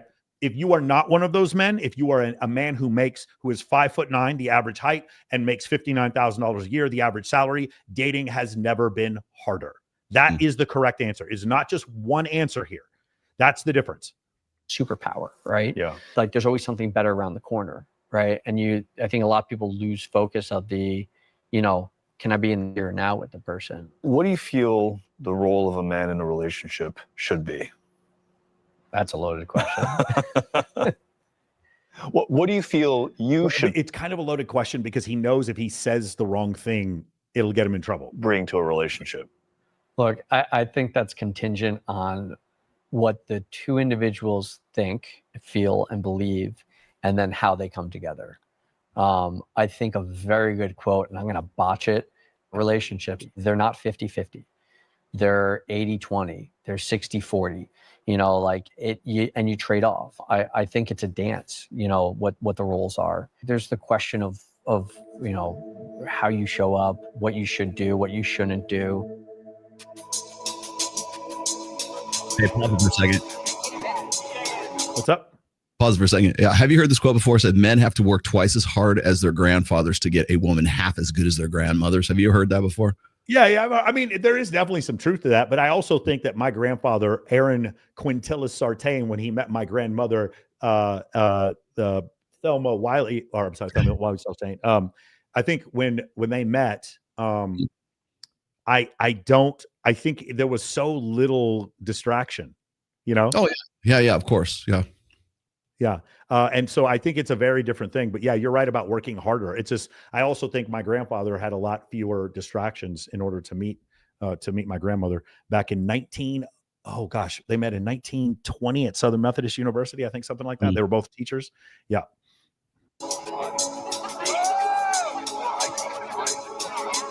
I don't have many men around me. However, I am very lucky to be part of a women's community that has really opened my eyes to seeing the challenges that men face in our country right now. Natalie Kramer is the founder of Single Saturdays and once a month hosts meetups like this to bring men and women together in New York City. I think one of the biggest challenges facing men and women is the differences in connection to our masculine and feminine energy. Yes, we have both of them inside each of one of us. Most females are more connected with their feminine at their core. And what we're seeing in modern times is because of the Me Too movement, because of how the media shows men, there are a lot of good men that have become fearful. And they have taken right on the head, bro. Like at this point, I'm like, why did they even interview me? Like this, yes, that's exactly right. Why does this shit always why does this shit always look like a drum circle? Yeah, it's funny. It looks fun. I would go to this. I'm gonna look these people up. But next time I'm in New York, I'm definitely going to this. Please take me with you. I want to go. I definitely want to go to this. But like she's completely right. That is the problem. It's when I talk to guys, they're afraid because of the way men are portrayed as just all being potential rapists or they're all trash. And that makes things very difficult. And the fact, again, shout out to CBS News. You guys are, by definition, a little bit left of center. For you to go off and take this stance, I'm very curious to see what other people's response to this is going to be. To go to like bars or restaurants or museums or whatever to meet women, they don't have the opportunity because they don't want to go out alone. Nick Rosen is the co-host of today's meetup and is a professional matchmaker with clients in New York City and across the country. It's a sensitive time when it comes to guys being misunderstood. When they come up, like they're worried about if they're getting misunderstood, if they're coming off as creepy, if they're coming off as weird. A 2020 survey by Pew Research found that roughly half of men surveyed said a key reason they struggled to get a date in the past 12 months was the difficulty of approaching women. A significant share of single men rely on dating apps to meet women instead. But one report found that the match rate for the average man on Tinder was under 3%, compared to nearly 31% for the average woman. So this is the problem when they had that guy, Michael, who was playing golf, when he was talking about you have access to all these single people. No, you have access to single men and the women who are left behind. I don't mean to insult any of you, but the reality is attractive women do not need dating apps. They don't, and they're not on dating apps. So what you're going to do is see a massive skew, and you're going to see 6, 7, 8, 9 times as many men as women on Tinder and places like that. My favorite was Ashley Madison. It was 50 men for every one woman. Like some crazy number like that. Kills me is this is being represented. This is being like presented as if like like the drum circle like kumbaya shit is like an alternative. Hey, we're actually trying to do something. It's like we say exactly the same shit on our show. We say exactly the same stuff in both. But we say dirty words, bro. We are the unwashed. We say some dirty words, bro. I understand why they don't want to mess with us sometimes. Do you get guys who say that perhaps they've not had luck because they're not good looking enough, or they're not tall enough, they're not as fit as perhaps. Dude, and there's different colors of these t-shirts that he's got, bro. Look at these things. I want them to be. Yeah, I think that's definitely the height part of it for sure. There's a lot of women I do interview that at a minimum they're like 5'10". Yeah, I don't mean a lot of 5'10". I mean a lot of 6 foot. And that's like the only one I ever hear. Strong minimum for them. There is that height thing. So I do think that that's not a misnomer. It's actually reality. I'm sure you have male clients who are insecure about whether they make enough money to attract someone of the opposite sex. There's so many successful women who are well educated, and these are actually clients of mine, like female clients of mine who are so well educated and have amazing careers and all these things. But I think a big thing is to have they want a person who makes at least the same income as them, or more. Yo, at this point, I'm like, why are they even interviewing me? Like, that's again another 700-foot home run. That's exactly right. Even if we had a completely egalitarian world, like what you see in a lot of Scandinavian countries right now, women will make as much or if not more money than men and want men who make even more money than them. And so again, I'm going to say this one more time. These societal norms, these gender norms are not enforced on men by men. They are enforced on men by women. I know it's an ugly way to look at it, but that's the reason why these things happen, which is why when we go into that circle of all those high school kids talking about their feelings, that might not work as well as you think it will when you get out in the real world and have to compete with other guys on the sales team or compete with other dudes in the bar for a girlfriend. That's where things are a little bit different. I was going to say this is like, remember when that one chick was saying, you know, how like all these young men are looking online and they're finding Andrew Tate because they're confused or they think that there's something wrong with them because they're masculine or something like that. They don't know what they're going for. I'm like, do you think that those kids, those guys, those young men got that way because they were sitting in some fucking circle talking about their feelings in the first place? Do you think that might have had anything to do with that? Like maybe we need to go, but like rewind the tape a little bit. Hilarious. All right. The percentage of women earning more than men in a marriage has risen dramatically. In 1972, women were the primary breadwinners in just 5% of households. As of 2022, it's more than tripled to 16%. The really good thing about the old male role model of breadwinner. By the way, I'm going to tell you something else. That number isn't going to change a lot. You want to know why? It's not because women won't make more money. It's because those women who make more money aren't going to want to get married to anyone. That's right. Where it's going to change. Like a husband, father, breadwinner, etc. It was really clear and really simple. The trouble with it was deeply unfair, especially to women. So we quite rightly have changed that. But as a result of, in a sense, just unbundling what it used to mean to be a man, we've created this huge confusion. And one of the things we've done is that we've reduced, I think, the incentive for men to feel like they should be in the labor force and they should be working. It's why I think women still say that they care about men's earning potential when they think about a partner. It's not because they want a man who can just let them stay home. They're not looking for an old-style breadwinner. They are looking for a man who has his act together, who is skilled, who is equipped, and who will be with them. Yeah, one more time. I just want to say that again. He's describing things that would be masculine traits that women find attractive, but it's not quite the same. Like, we don't need the same things from women in general to the same extent. So again, gender norms enforced by the opposite gender. I just want to point that out one more time. The qualities that are important to you. So what's important to me with the person is at the core of who they are, you know, like, okay, guys, ready in the chat, right? You go out and meet a girl. Okay. What qualities are the most important to you? I'm going to go here real quick. I'm going to write in the chat the word hot. She needs to be hot. Okay. I'm going to write that in the right in the chat. The things that you think, there we go. Hot. The things that you guys think are important for dating a woman. Looks. That's incredible. All right, so let's go and see what he says. I want someone who's driven but not blinded by their drive, you know, so someone who's motivated. My point is not that he's not saying hot. My point is he feels the same way I do and isn't saying it. He wants to do something. I want someone who says yes to fun opportunities, like, you know, hey, let's go home with me and your sister. Like, what kind of fun opportunities are you talking about? Instagram. There's a really cool waterfall in upstate. You know, I want to go check it out. It's like, absolutely, I'll get the snacks, right? Or I've already got a playlist for this. Great idea. You know, like to actively go do that stuff. The challenging part is that, at least from my experience, most women still do want a guy who sees it as his role to provide for his family. And this is the tension, is that people say, we don't want men to think of themselves this way, even while expecting men to fulfill these traditions. Thank you. And that is it. That is the nail in the coffin. That's it. He's expressing it again. Gender norms on men enforced by women. He says the word expecting. Themselves this way, even while expecting men to fulfill these traditional roles, because the fully modern. It was chess day for Adam at this point. Isn't even extra. See, the thing is like, I love how everything gets turned around into this societal expectations. It's like, no, evolutionarily speaking, women selected for men who had resources, who had physical prowess, who had territory, had resources, had access, who had other beautiful women vying for their attention, right? I mean, these are just evolutionary realities, which is another reason why these same guys hate on Evo Psych, because even if Evo Psych doesn't get it right, it still asks the right fucking questions that they hate to have to answer. Yeah, for sure.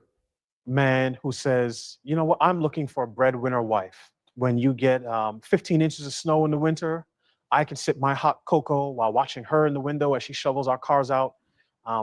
I don't know many women who want that kind of guy, but the messages you get from the culture is that men should sort of throw off anything that reeks of tradition and embrace anything that smells like modernity. You know, masculinity is defined by certain things, and one of them is being the provider. You know, then it's like a more thing of like, well, I want to be like really, I want to be this effective leader at work, that when I'm at home, I want to be treated in a more like typical, like more masculine, feminine type of traditional roles type thing. Yeah. And, you know, I want a guy who's going to be dominant in maybe in the bedroom and certain things like that. But adds to the confusion for the men and the women in some cases. And oh yeah. Oh, it's so confusing. It's really confusing. Yeah, again, this is in of Boys and Men, which I highly recommend all you guys read. And probably one of the reasons why this whole thing was getting, this whole story was getting written was because of Richard Reeves' book of Boys and Men. He goes over this concept of one of the solutions being that society needs to be more accepting of the stay-at-home dad. And the problem is that it's not how it works. It doesn't matter how much we want society to be accepting or how much we're trying to change norms or expectations. Yeah. We have to deal. Sorry, I'm losing you, Mike.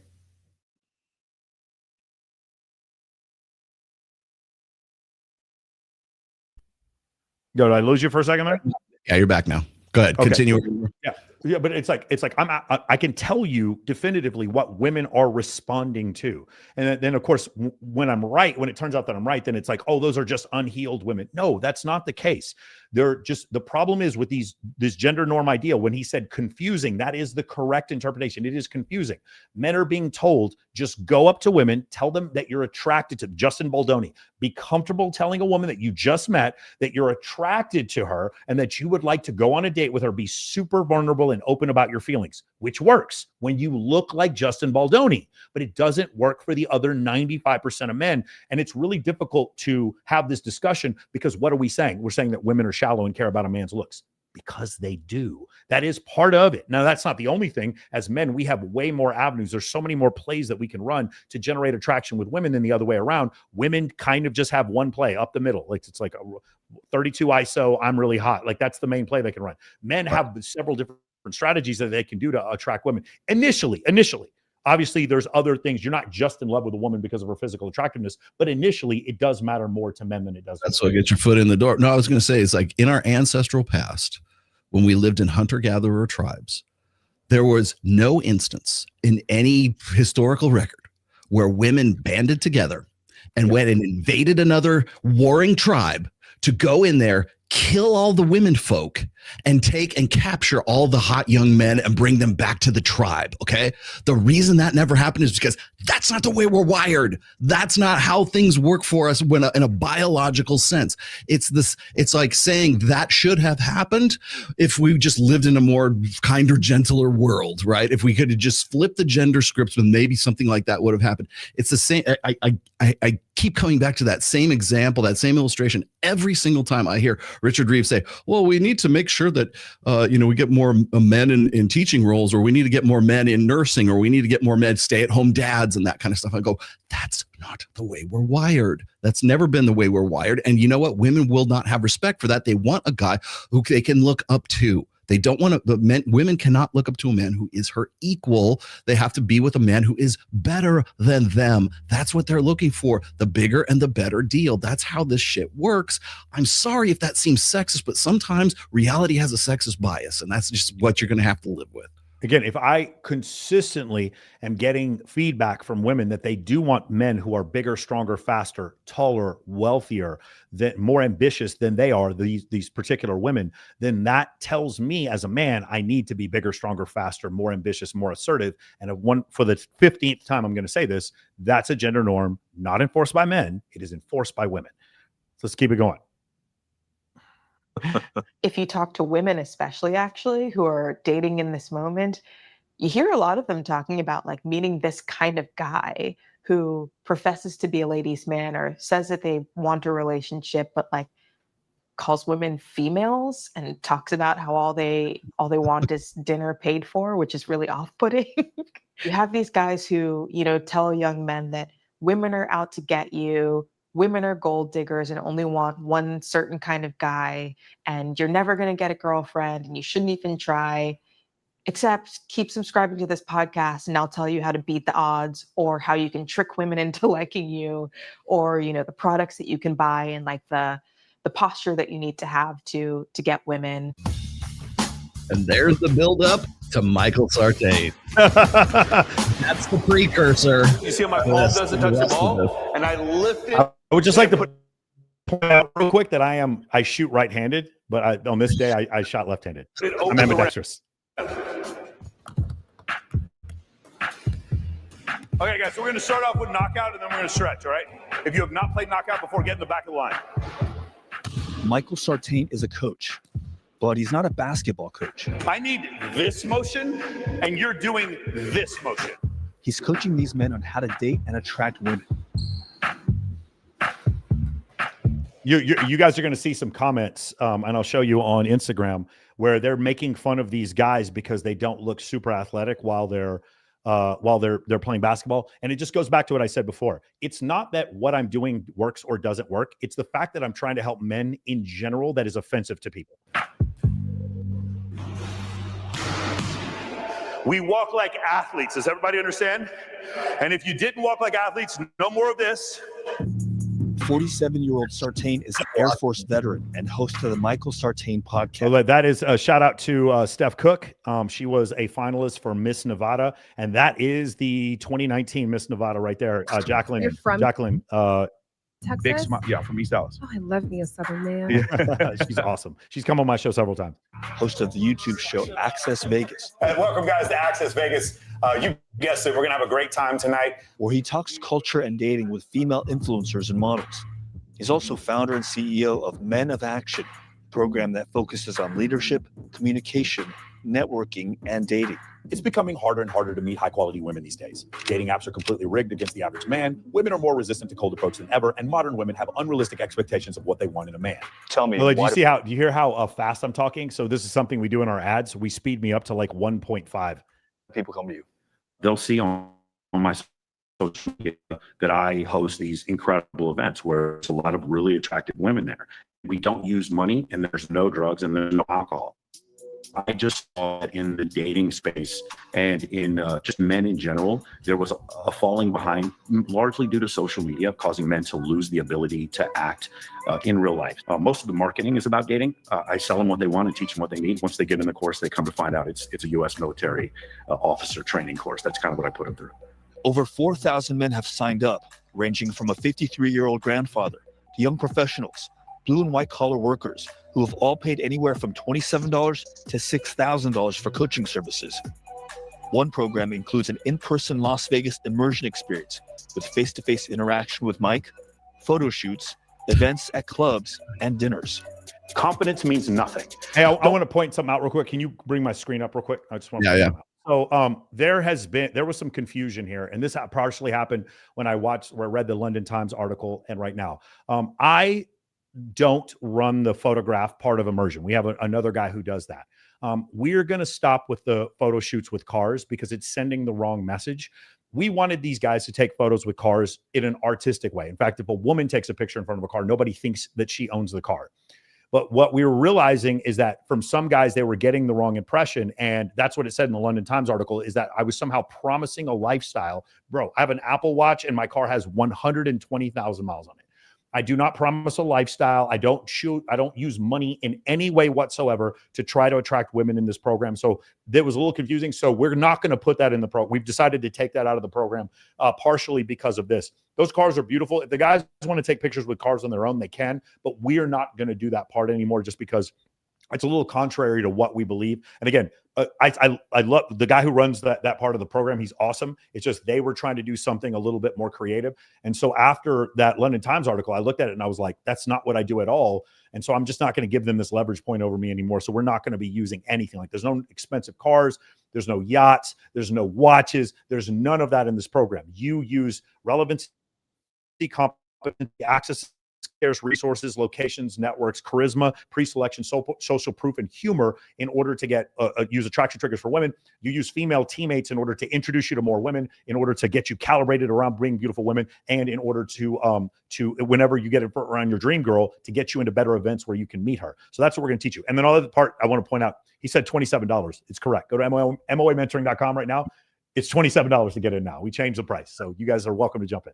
Cool. Hey, Mike, the video you're showing is like hella choppy right now, and I think it might be because of your bandwidth issues. But okay, all right. Well, let's see if this works right now. If it keeps it up, I can host it. Well, it's cached it up, so I think we're good. Okay. Yep. Don't worry about that. Just do the thing first. That's why it's called Men of Action. We were allowed to film one afternoon of the Las Vegas immersion. We were asked to blur all the attendees' faces, but one client of Sartain's program agreed to speak with us. I've talked to some of the most attractive women I've ever talked to. I've learned a lot of techniques on what I'm going to have to do to develop this life that I dream about. Mazier Montferred is a 33-year-old professional poker player from Wichita, Kansas. He's a month into Sartain's program and used different online dating coaches before Men of Action. Pickup guys, they'll go into interactions with women and they'll say, oh, she's not going to sleep with me. Screw her. I'm going to go to the next person. Michael's like, no, you build connections with these women. You make them your friends. And in the long term, that's going to provide massive amounts of value to your life. The thing I see most common is highly intellectual guys who don't know how to communicate with the opposite sex. To help his clients engage with the opposite sex, while in Vegas, they must approach 50 women every night. Who here was able to finish 50 approaches in a night?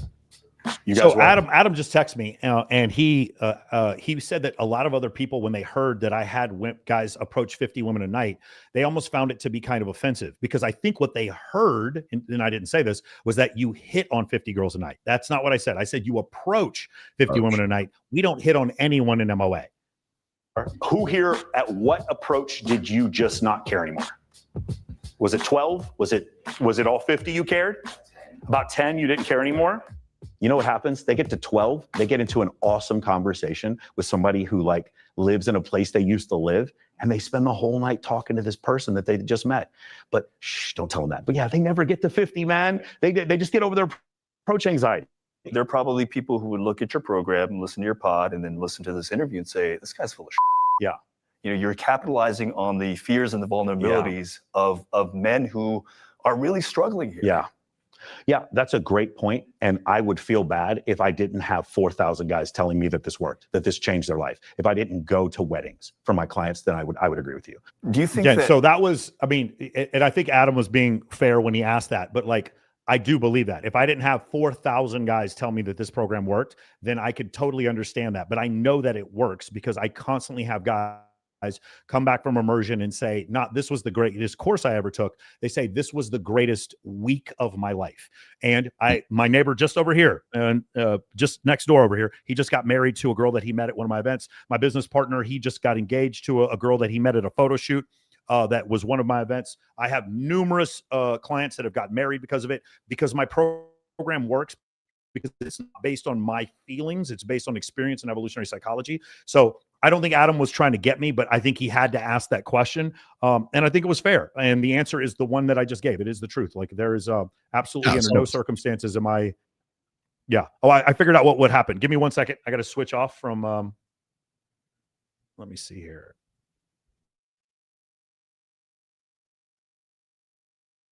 I think it's a bandwidth issue.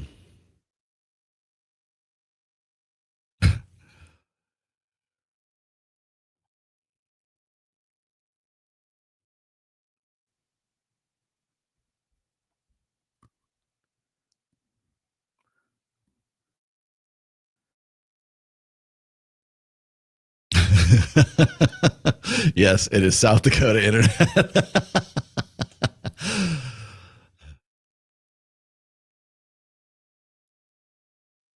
I lost my. All right, can you see me now? I can hear you Can now. you see me now? Yeah. Okay, perfect. All right, beautiful. Yeah, it knocked me off my internet. We had something happen here, and it put me on my Wi-Fi hotspot here. All right, let's keep it going. Men are consuming content online that could be harmful to them? Yes, they are. I absolutely believe they are. Part of that has to do with the fact that if I'm a content creator and I make content like I do, which is about solutions, it doesn't do very well on YouTube. And so a lot of these content creators, they're rewarded with more views for saying outlandish, bombastic, ostentatious things. And the algorithm keeps rewarding them.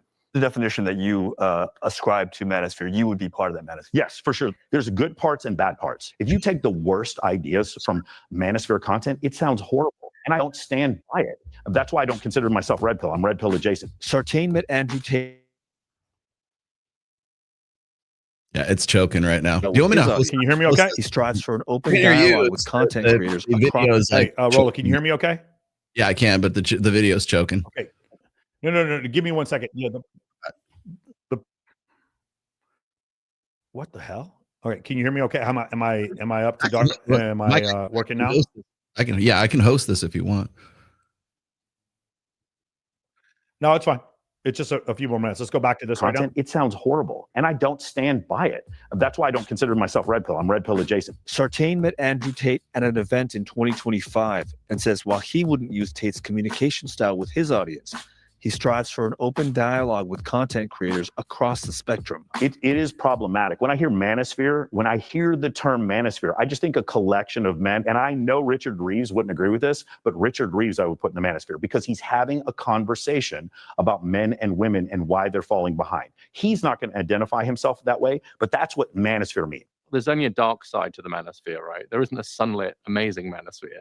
No one ever talks about it as a great thing. Sorry, Richard, I have to respectfully totally disagree with this. Like, I totally disagree. You just see me like I'm coaching, I'm going to speeches where there's hundreds of men in the room and the guys are coming up to me and telling me how I think Richard believes what he believes because he has not come on a call with me and seen how many men have said that this part has changed their life. So respectfully, Richard, I definitely disagree with you on this. It's off brand. I definitely disagree. Yeah, for sure. Thing. But actually, even when you do use the term in the way that you've just defined it, which is this space that's about masculine content, it's geared towards men, it's provided for by men. Joe Rogan's the biggest platform in the world. I just don't understand, how is Joe Rogan catching strays here? What fucking planet is Joe Rogan red pill? I know, it's so crazy, bro. And so say like when they come up with shit like this and they put like they throw what Jordan Peterson on or they put Joe Rogan on.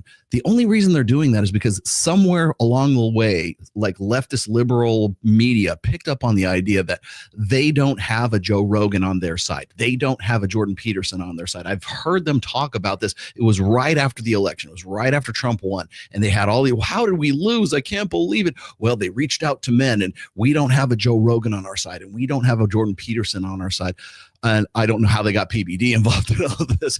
But the thing is like they look at these guys as being like sort of these super, super producers of cultural content.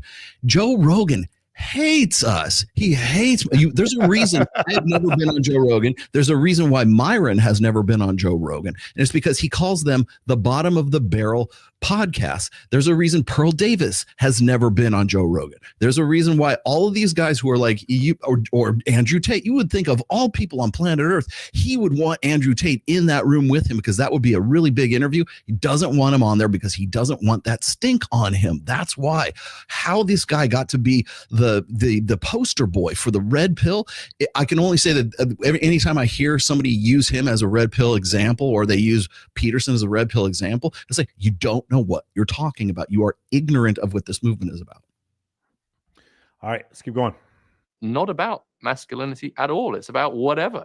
Andrew Tate has made his name and his reputation, not least by specifically leaning into misogynist content, and does have very prescriptive ideas about what masculinity should look like, which are hateful.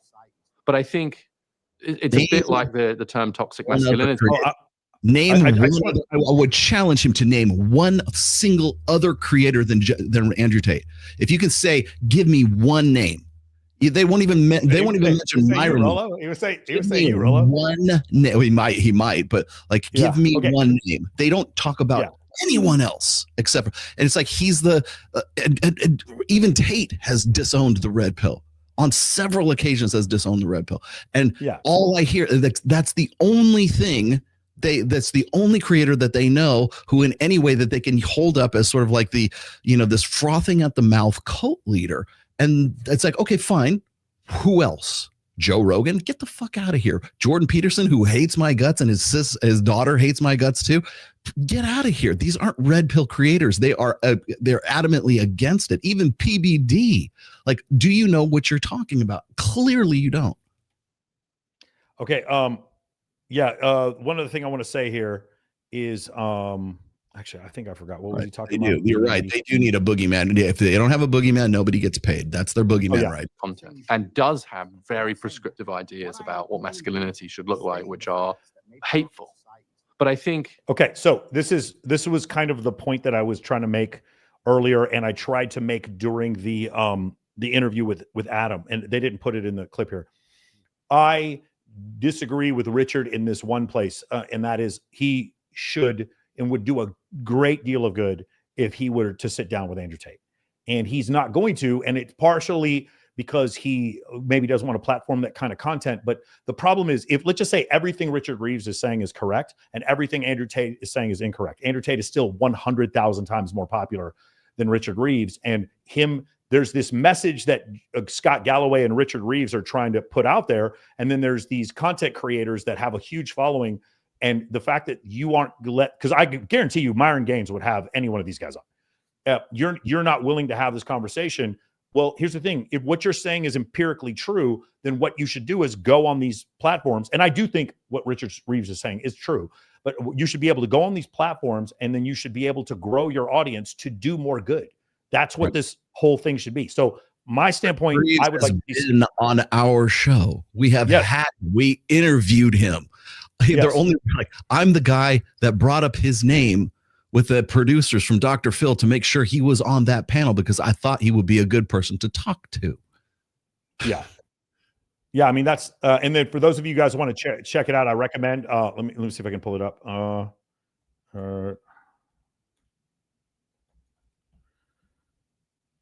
If you guys want to check it out, let me see here if I have it right here.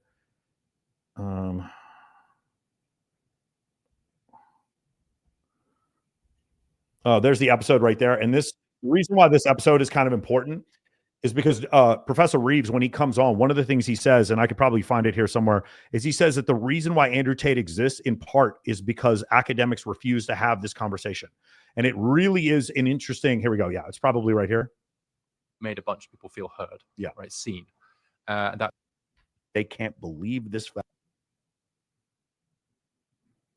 Global industrialization. I agree with every element. Of course, that is some people feel heard. Yeah. Right. Seen. That turned out to be very politically powerful for him. And of course, that is something that politicians want to do. And to say, look, we see you, we hear you, and they don't, right? The other side don't. When it comes to figures like Andrew Tate and others, I do think you're right that what's much more interesting to me is not what. Why do you think they were popular? Why do you think Andrew Tate was popular? Well, it's on the demand side, right? It's not what they're supplying that's interesting. It's why are people interested in them? And I think again, do you guys hear? It's the demand side. That means someone is suffering. The problem is that there are kind of different mixed up reasons why he was popular. And the challenge is to kind of pull those apart a little bit. So number one, he's transgressive. He was transgressive, right? And so if you're an adolescent, and especially if you're an adolescent boy, transgression's really exciting. And so the way to transgress now is to transgress against kind of mainstream orthodoxy around issues like punk rock. Right? That's what it is. Right. So fine. So transgression, number one. And sometimes it's a bit funny and producing. Secondly, there was some stuff where he was actually giving straightforward advice to people, and it wasn't always terrible, as I kind of suggested earlier. Thirdly, there was some straightforward misogyny in there, just pretty pure misogyny, which is just women are lesser than men. They are second-class citizens. They should go back to whatever it was. And I'm not saying that was the bulk of what he was putting out, but it was definitely there as well.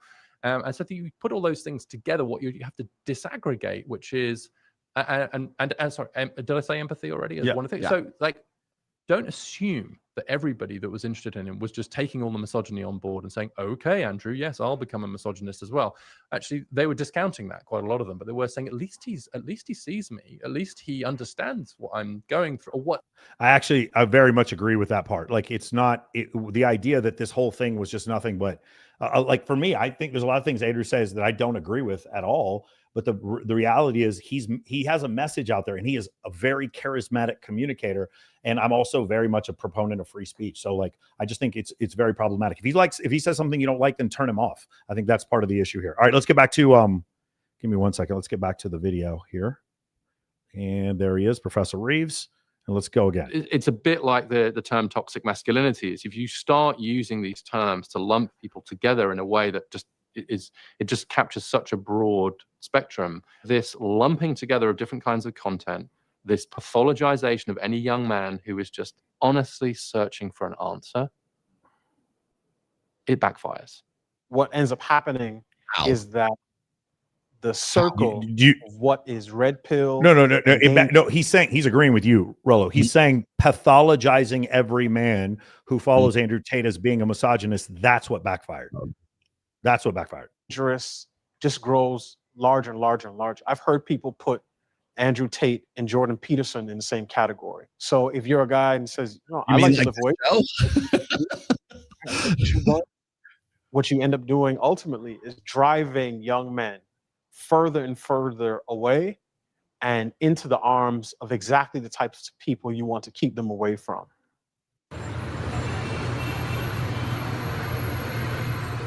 I actually think that we have a cohort of young men who feel, to some extent fairly, that they have grown up in a world that has offered them a lot more wagging fingers than it has helping hands. It's why I struggle with some of these terms, like toxic masculinity. It says, we've figured out what's wrong with you and we're going to fix you rather than fix the structures and systems that serve you. It does frustrate me a lot because I've seen it through Ashton, how it's so hard to tell a boy, like, no, you do matter. You do count. You do need to be strong. And I'm like, no, boys rule too. Like, we all rule. We all are equally important. Right now, frankly, we have a media that deals in sound bites and short conversations. And it's easier to clump everyone together and just be like, men. All men are struggling.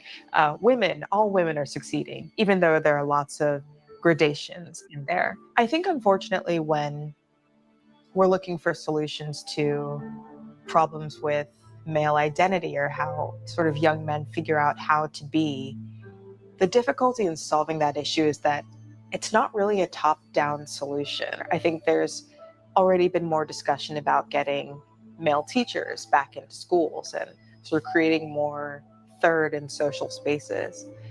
But I think a lot of the solution will have to be one-on-one. People in their communities, especially sort of parents and older men, looking around and looking and seeing younger guys who need help and actually stepping up and talking to them. That's something we can't mandate. You know, you call this a crisis. This is something that it's been in the making for decades. How do we course correct, if you? So the first thing first thing we need to do is all get in shape like Adam Yamaguchi. First thing we need to do is pearls. So the first thing we should do is stop doing the bad things.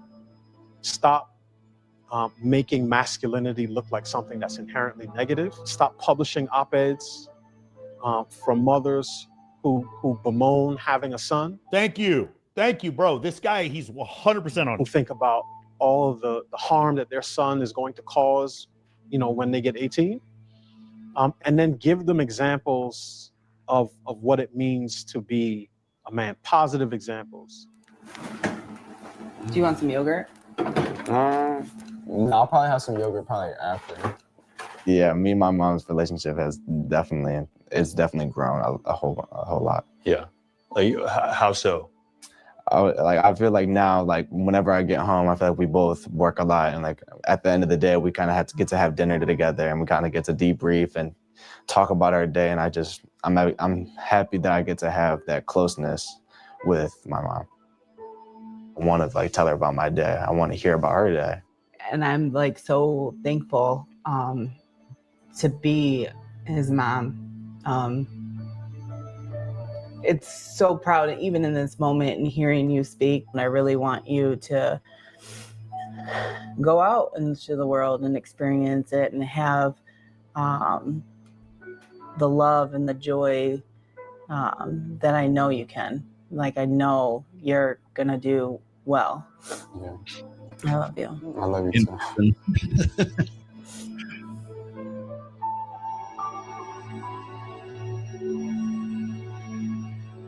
Nice. All right. So a couple things before we go on. The guys at CBS, 2 thumbs up, would recommend. I had a long open conversation with them. So to Matt, Sharif, and Adam, thank you guys. You guys, anytime you're in Vegas, I'll take care of you. Just let me know when you're here. I do appreciate it.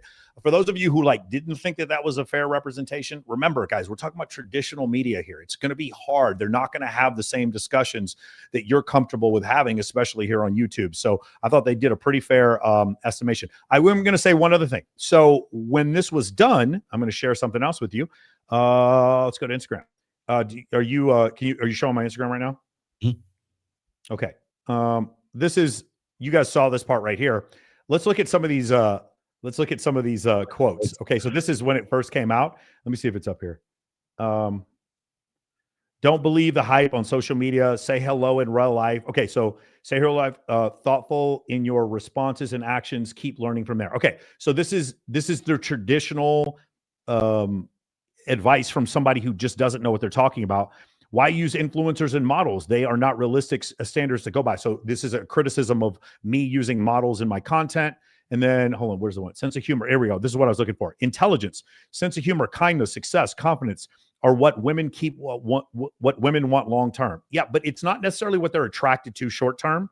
And this idea, this is a really important thing. I heard copy and pasted from Scott Galloway, by the way. Yeah. And I'm just like, the thing is, I had Sterling Cooper on last week on my podcast, and he said something, and I'd never heard it said this way, but this is absolutely true. Women are not attracted to morality. Like, morality is good for morality's sake and for the sake of the society that you live in. But the idea that women are attracted to the guy who sits and reads and takes care of his grandmother and volunteers, I just can show you hundreds of thousands of men like that women are not attracted to. So that is part of the issue. And so what we do, instead of realizing that there are actual attraction triggers that women have, and even when those attraction triggers make women not look so great, we want to ignore them and say that instead it's an intelligence, sense of humor, kindness, success. Sense of humor, I'll give you. I'm not going to say sense of humor, being funny, 100%. But I know guys who are very not kind who have really attractive girlfriends. Okay. Success, I will agree with that one. But there's a couple of them where it goes, no one ever virtued a woman into bed. Yeah. Let me see here. There's a couple more here. Oh yeah, here we go. This is what I was looking for. This feels like a Daily Show skit, LOL. So the guys sitting there playing basketball, this is a Daily Show skit. So they're making fun of the fact that I'm even trying to help someone. So here's the problem with stuff like this. We just watched an entire 48-minute special going over how society doesn't recognize that these men are falling behind. And this is kind of the ethos of what we're talking about here. Paying a man to teach you how to approach women is sad. Again, one more time. It's this ideology, bro. You should just get it. Like, you're not one of the few. This guy's like a bodybuilder or whatever. You're not one of the few that gets it. Just be happy being a loser, bro. And the more pressing question is, he natty? You can't teach juice, you either had it or you don't. That's pretty funny. Some of these days. Oh, there's another one. Are there default versions for women? Another cult? Oh my God, another cult. You see this? Is he married? And then you can just see all these other ones. They look like the cast from Dodgeball. Here we go. This is what I was looking for. Buddy is cosplay Hitch, pretending to be an athlete is not going to help these guys. Good personality and don't be a tool. So you guys understand. So this guy has no idea how to attract women, like absolutely zero. And what he's saying is, instead of learning to be a good athlete and learning charisma, all you need to do is have a good personality and don't be a tool, and then you get women. Okay. That is pathetic. One more time. Just be yourself. Yeah, this clip, I'm just coaching the guys with some basketball and stuff. And in this clip, his response is, that is pathetic. So whenever you guys think that there's an exaggeration, those of you who are in our audiences, you guys probably agree with this, but those of you who think it's an exaggeration about the problem, look at stuff like this and you can see these men are actually being shamed for even trying. I wondered where they recruited all the MAGA men. Hilarious. White men. There we go. And of course, if you guys have been to my program, you know that it's incredibly culturally diverse. Concentrate on building the wealth, and legions of hot chicks will fight over to get your pants. So this is like the opposite idea right here. YouTube, blame YouTube proliferation for these types. So again, it's YouTube's fault that I have a following, not that there was a demand for it. And now here we go, because no man wants a broke SSJ. And then, yeah, here we go. I've been unfortunate enough to see some of his content on social media. As cringe an individual as you'll find, strong opinions on things he knows nothing about. So even though I can bring forth hundreds of studies, I don't know anything about these things that I have an opinion on, and sees himself as hilarious when in actually he's just brain dead. So again, one more time, this guy who doesn't actually watch my content has to insult it. And the reason why he has to insult it is because he can't admit that there's the problem. Like even trying to get a handle on this problem makes you too try hard. It's not that these dorks can't get girls. It's that these dorks can't get girls they think they should get. Dweebs can't even shoot a basketball. So again, shaming him for not being able to shoot a basketball. And so anyway, I just wanted to go over that part real quick because, and there's a couple other ones that are there as well. The reason why I wanted to bring that up is to kind of illustrate for you guys again, the reason it's the actor who doesn't go to acting class. It's the model who just shows up in New York and then one day she's all of a sudden famous. The world expects you to just get it. And when you don't get it and you ask other people for help, then you're pathetic. You're a weirdo. You're a loser. So it's funny that this whole 48-minute documentary was trying to show a certain thing. And then in the comments, immediately the judgment that happened without watching the video was exactly the judgment that was described in the documentary.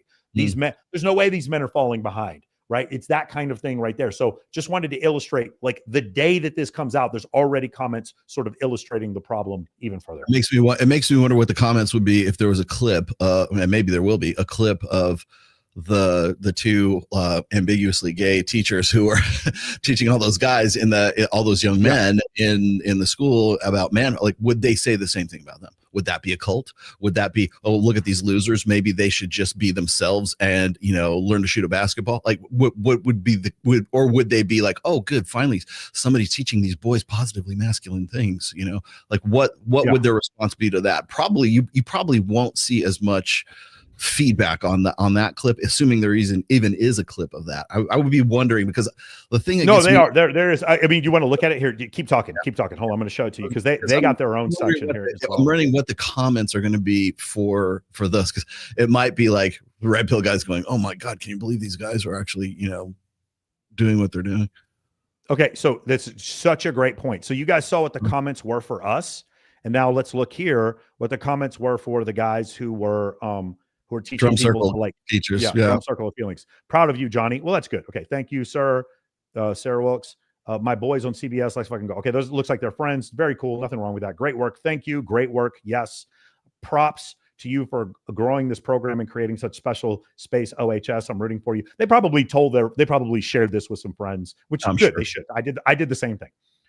Follow us for examples of healthy masculinity, virtual men's groups, exceptional educational content on becoming the type of man you're proud of instead of who you think you have to be. Again, one more time, I'm going to explain this to you because maybe they're even confused about it. It's not who I think I have to be.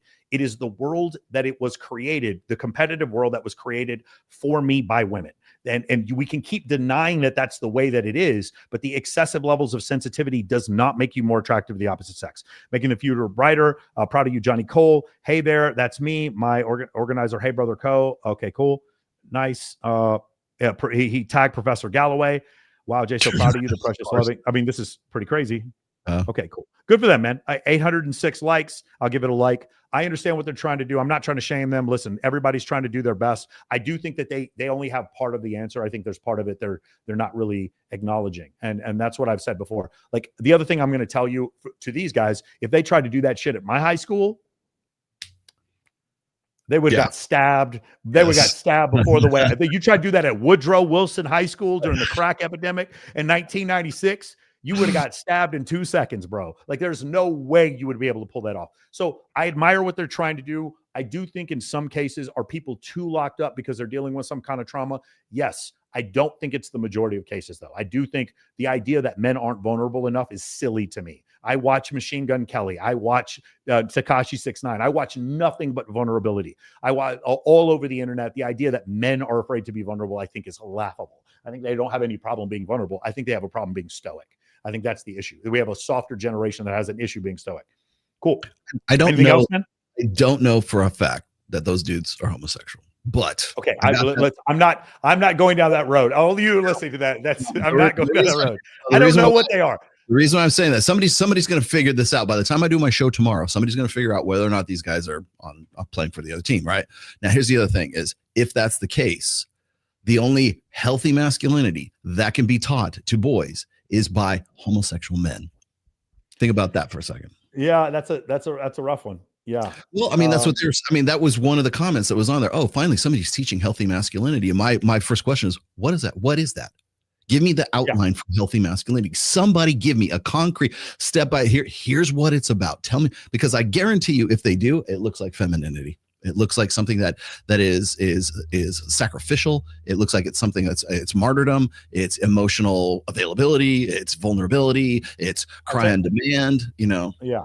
Here's what masculinity, guys, in case you're confused. Anybody who's watching this came over from CBS or whatever. This is what masculinity is. It's the willingness to die for your tribe, the willingness to serve your tribe. Those men who stormed Normandy, that man who goes down to protect his family with a shotgun when somebody breaks into his house. That is what masculinity is. And that is generally done by men. I'm sorry if that you think that that's misogynistic, but that's essentially what it is. Charlie Kirk dying for what he believed in. That is what masculinity is. Even if you don't agree with Charlie Kirk, same thing with Martin Luther King. Dying for what you believe in, dying for your tribe is the ultimate show of masculinity. You want to debate me on this, you can. I want to say, no, masculinity is crying more. Okay, that's fine. You can have that belief if you want. I understand the real world, the world that I live in, and that world is run and protected and continue to be propagated by strong stoic men who understand. My point is, when I come home and my wife is complaining and I don't get the big piece of chicken and my kids don't care about me and my kids hate me, I still have to go to work. I still have to provide for them. Even if no one appreciates me, I still have to be the one to protect my family. I still have to be the one who provides for them. That's what masculinity is. And I also want to point one thing out here at the end, like what do we got going? Like, you have Men of Action. I have Reignite, and we both did our respective programs to help different demographics of guys, right? Help, for me, in my case, is to help guys sort of like unfuck their lives and rebuild, fight back from zero. Yours is much more offensive based. I'm the defense coordinator. You're the offense coordinator, right? And I want to also point out the fact that the reason why we're doing this, I don't know if I told you this yet, but I just finished the 6th book. So it is going to, I'm converting it to Word files. It's going to my digital guy, and I'm going to Sambata on it. So it's going to be it's coming out. My big announcement is I'm trying to get it done before October. So so that's coming out. But like, I write books, I do what I do for a reason, right? Which is because it's outreach, it's helping guys, like doing something tangible to help guys. It's not just raising awareness. It's not just me being a podcaster. It's not just me being, talking shit about, people on a Sunday afternoon. It is tangible. We're out there. You're playing. The very fact that you're playing basketball with these guys and actually doing immersions, and Lord knows I've been to all your immersions. The fact that we're actually out there and doing something, that's what is threatening to these guys. That's what freaks these people out, because as far as I know, the only thing Richard Reeves does is talk about stuff and raise awareness, which I'm not saying isn't important. It is. But the very thing important. Is, after a certain point, when we've talked about this, what is your plan? What are you going to do? I know what yours is. I know what mine is. I know what some other people's are as well, right? I know what Justin Waller's doing. I know what Rich Cooper is doing. I know that they're actually out there meeting guys and talking to them one-on-one, face-to-face, and doing this stuff. What are all the rest of these guys that are in this video, aside from the guys in the high school group, what are they actually doing? Yeah. Nothing at this point. And so at what point do you say, well, we need more programs for these guys and we need this to happen? There's a reason why your program and my program and the on the Manosphere, the Red Pill side of things, are popular, Because we're actually there. We're shaking hands. We're looking at people face to face. We're answering questions. We're doing stuff. We're available. We're approachable. Where are the rest of these guys who are complaining about all that? If you want to complain about the manosphere and you want to say they're not doing it right, tell me what the right way is and show me what you're doing so that you can promote what the quote unquote right way is, because I don't see you doing jack shit.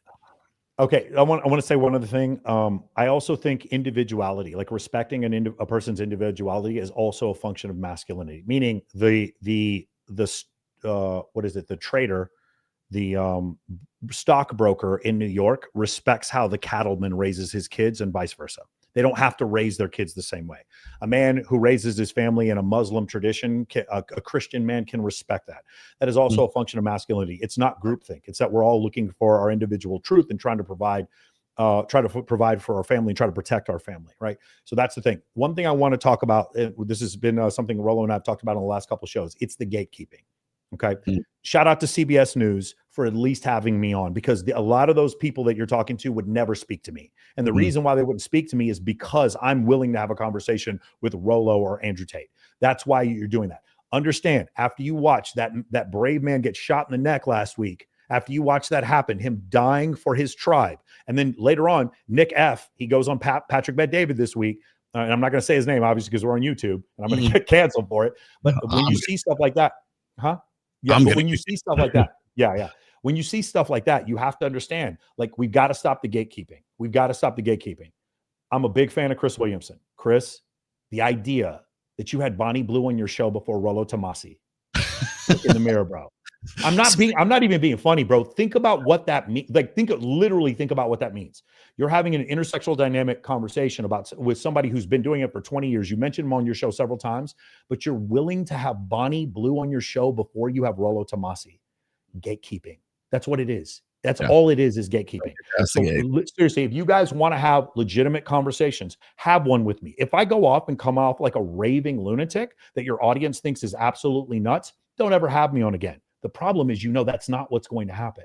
The problem is, I'm going to research every single one of my points. The problem is, I'm a skilled debater. And so when you have me on, the problem isn't going to be that your audience won't like me. The problem is going to be that your audience probably will. And that's why you don't want me on.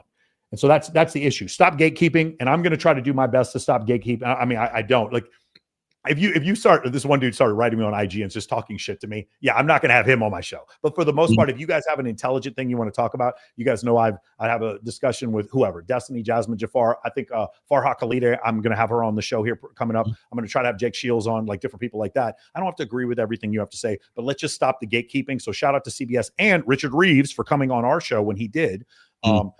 Thank you for doing that. And then shame on you, London Times, for writing an article about me and not asking me for comment. No, you didn't. You didn't even. You wrote things that were objectively false about me, and you didn't ask me for a comment. You didn't send me an email, and you had multiple ways of getting a hold of me, and you wrote things about me that are objectively, provably not true. So shame on you. That's another form of censorship and gatekeeping. Exactly. All right, man. This has been good. Guys, awesome. Thank you. I'm on tomorrow, 1 p.m. Pacific, 4 p.m. Eastern. Still doing my show tomorrow. And we have a surprise for you, a little bit different change of scenery on the 1st when we do our next episode of Access Vegas. I know you guys, some of you don't like that room for the audio. We're going to try to do a little something better with the audio. So we'll be in a new studio. We're moving on up. Yep. All right, guys. All right, guys. I'll see you guys soon. Take care. All right. Peace.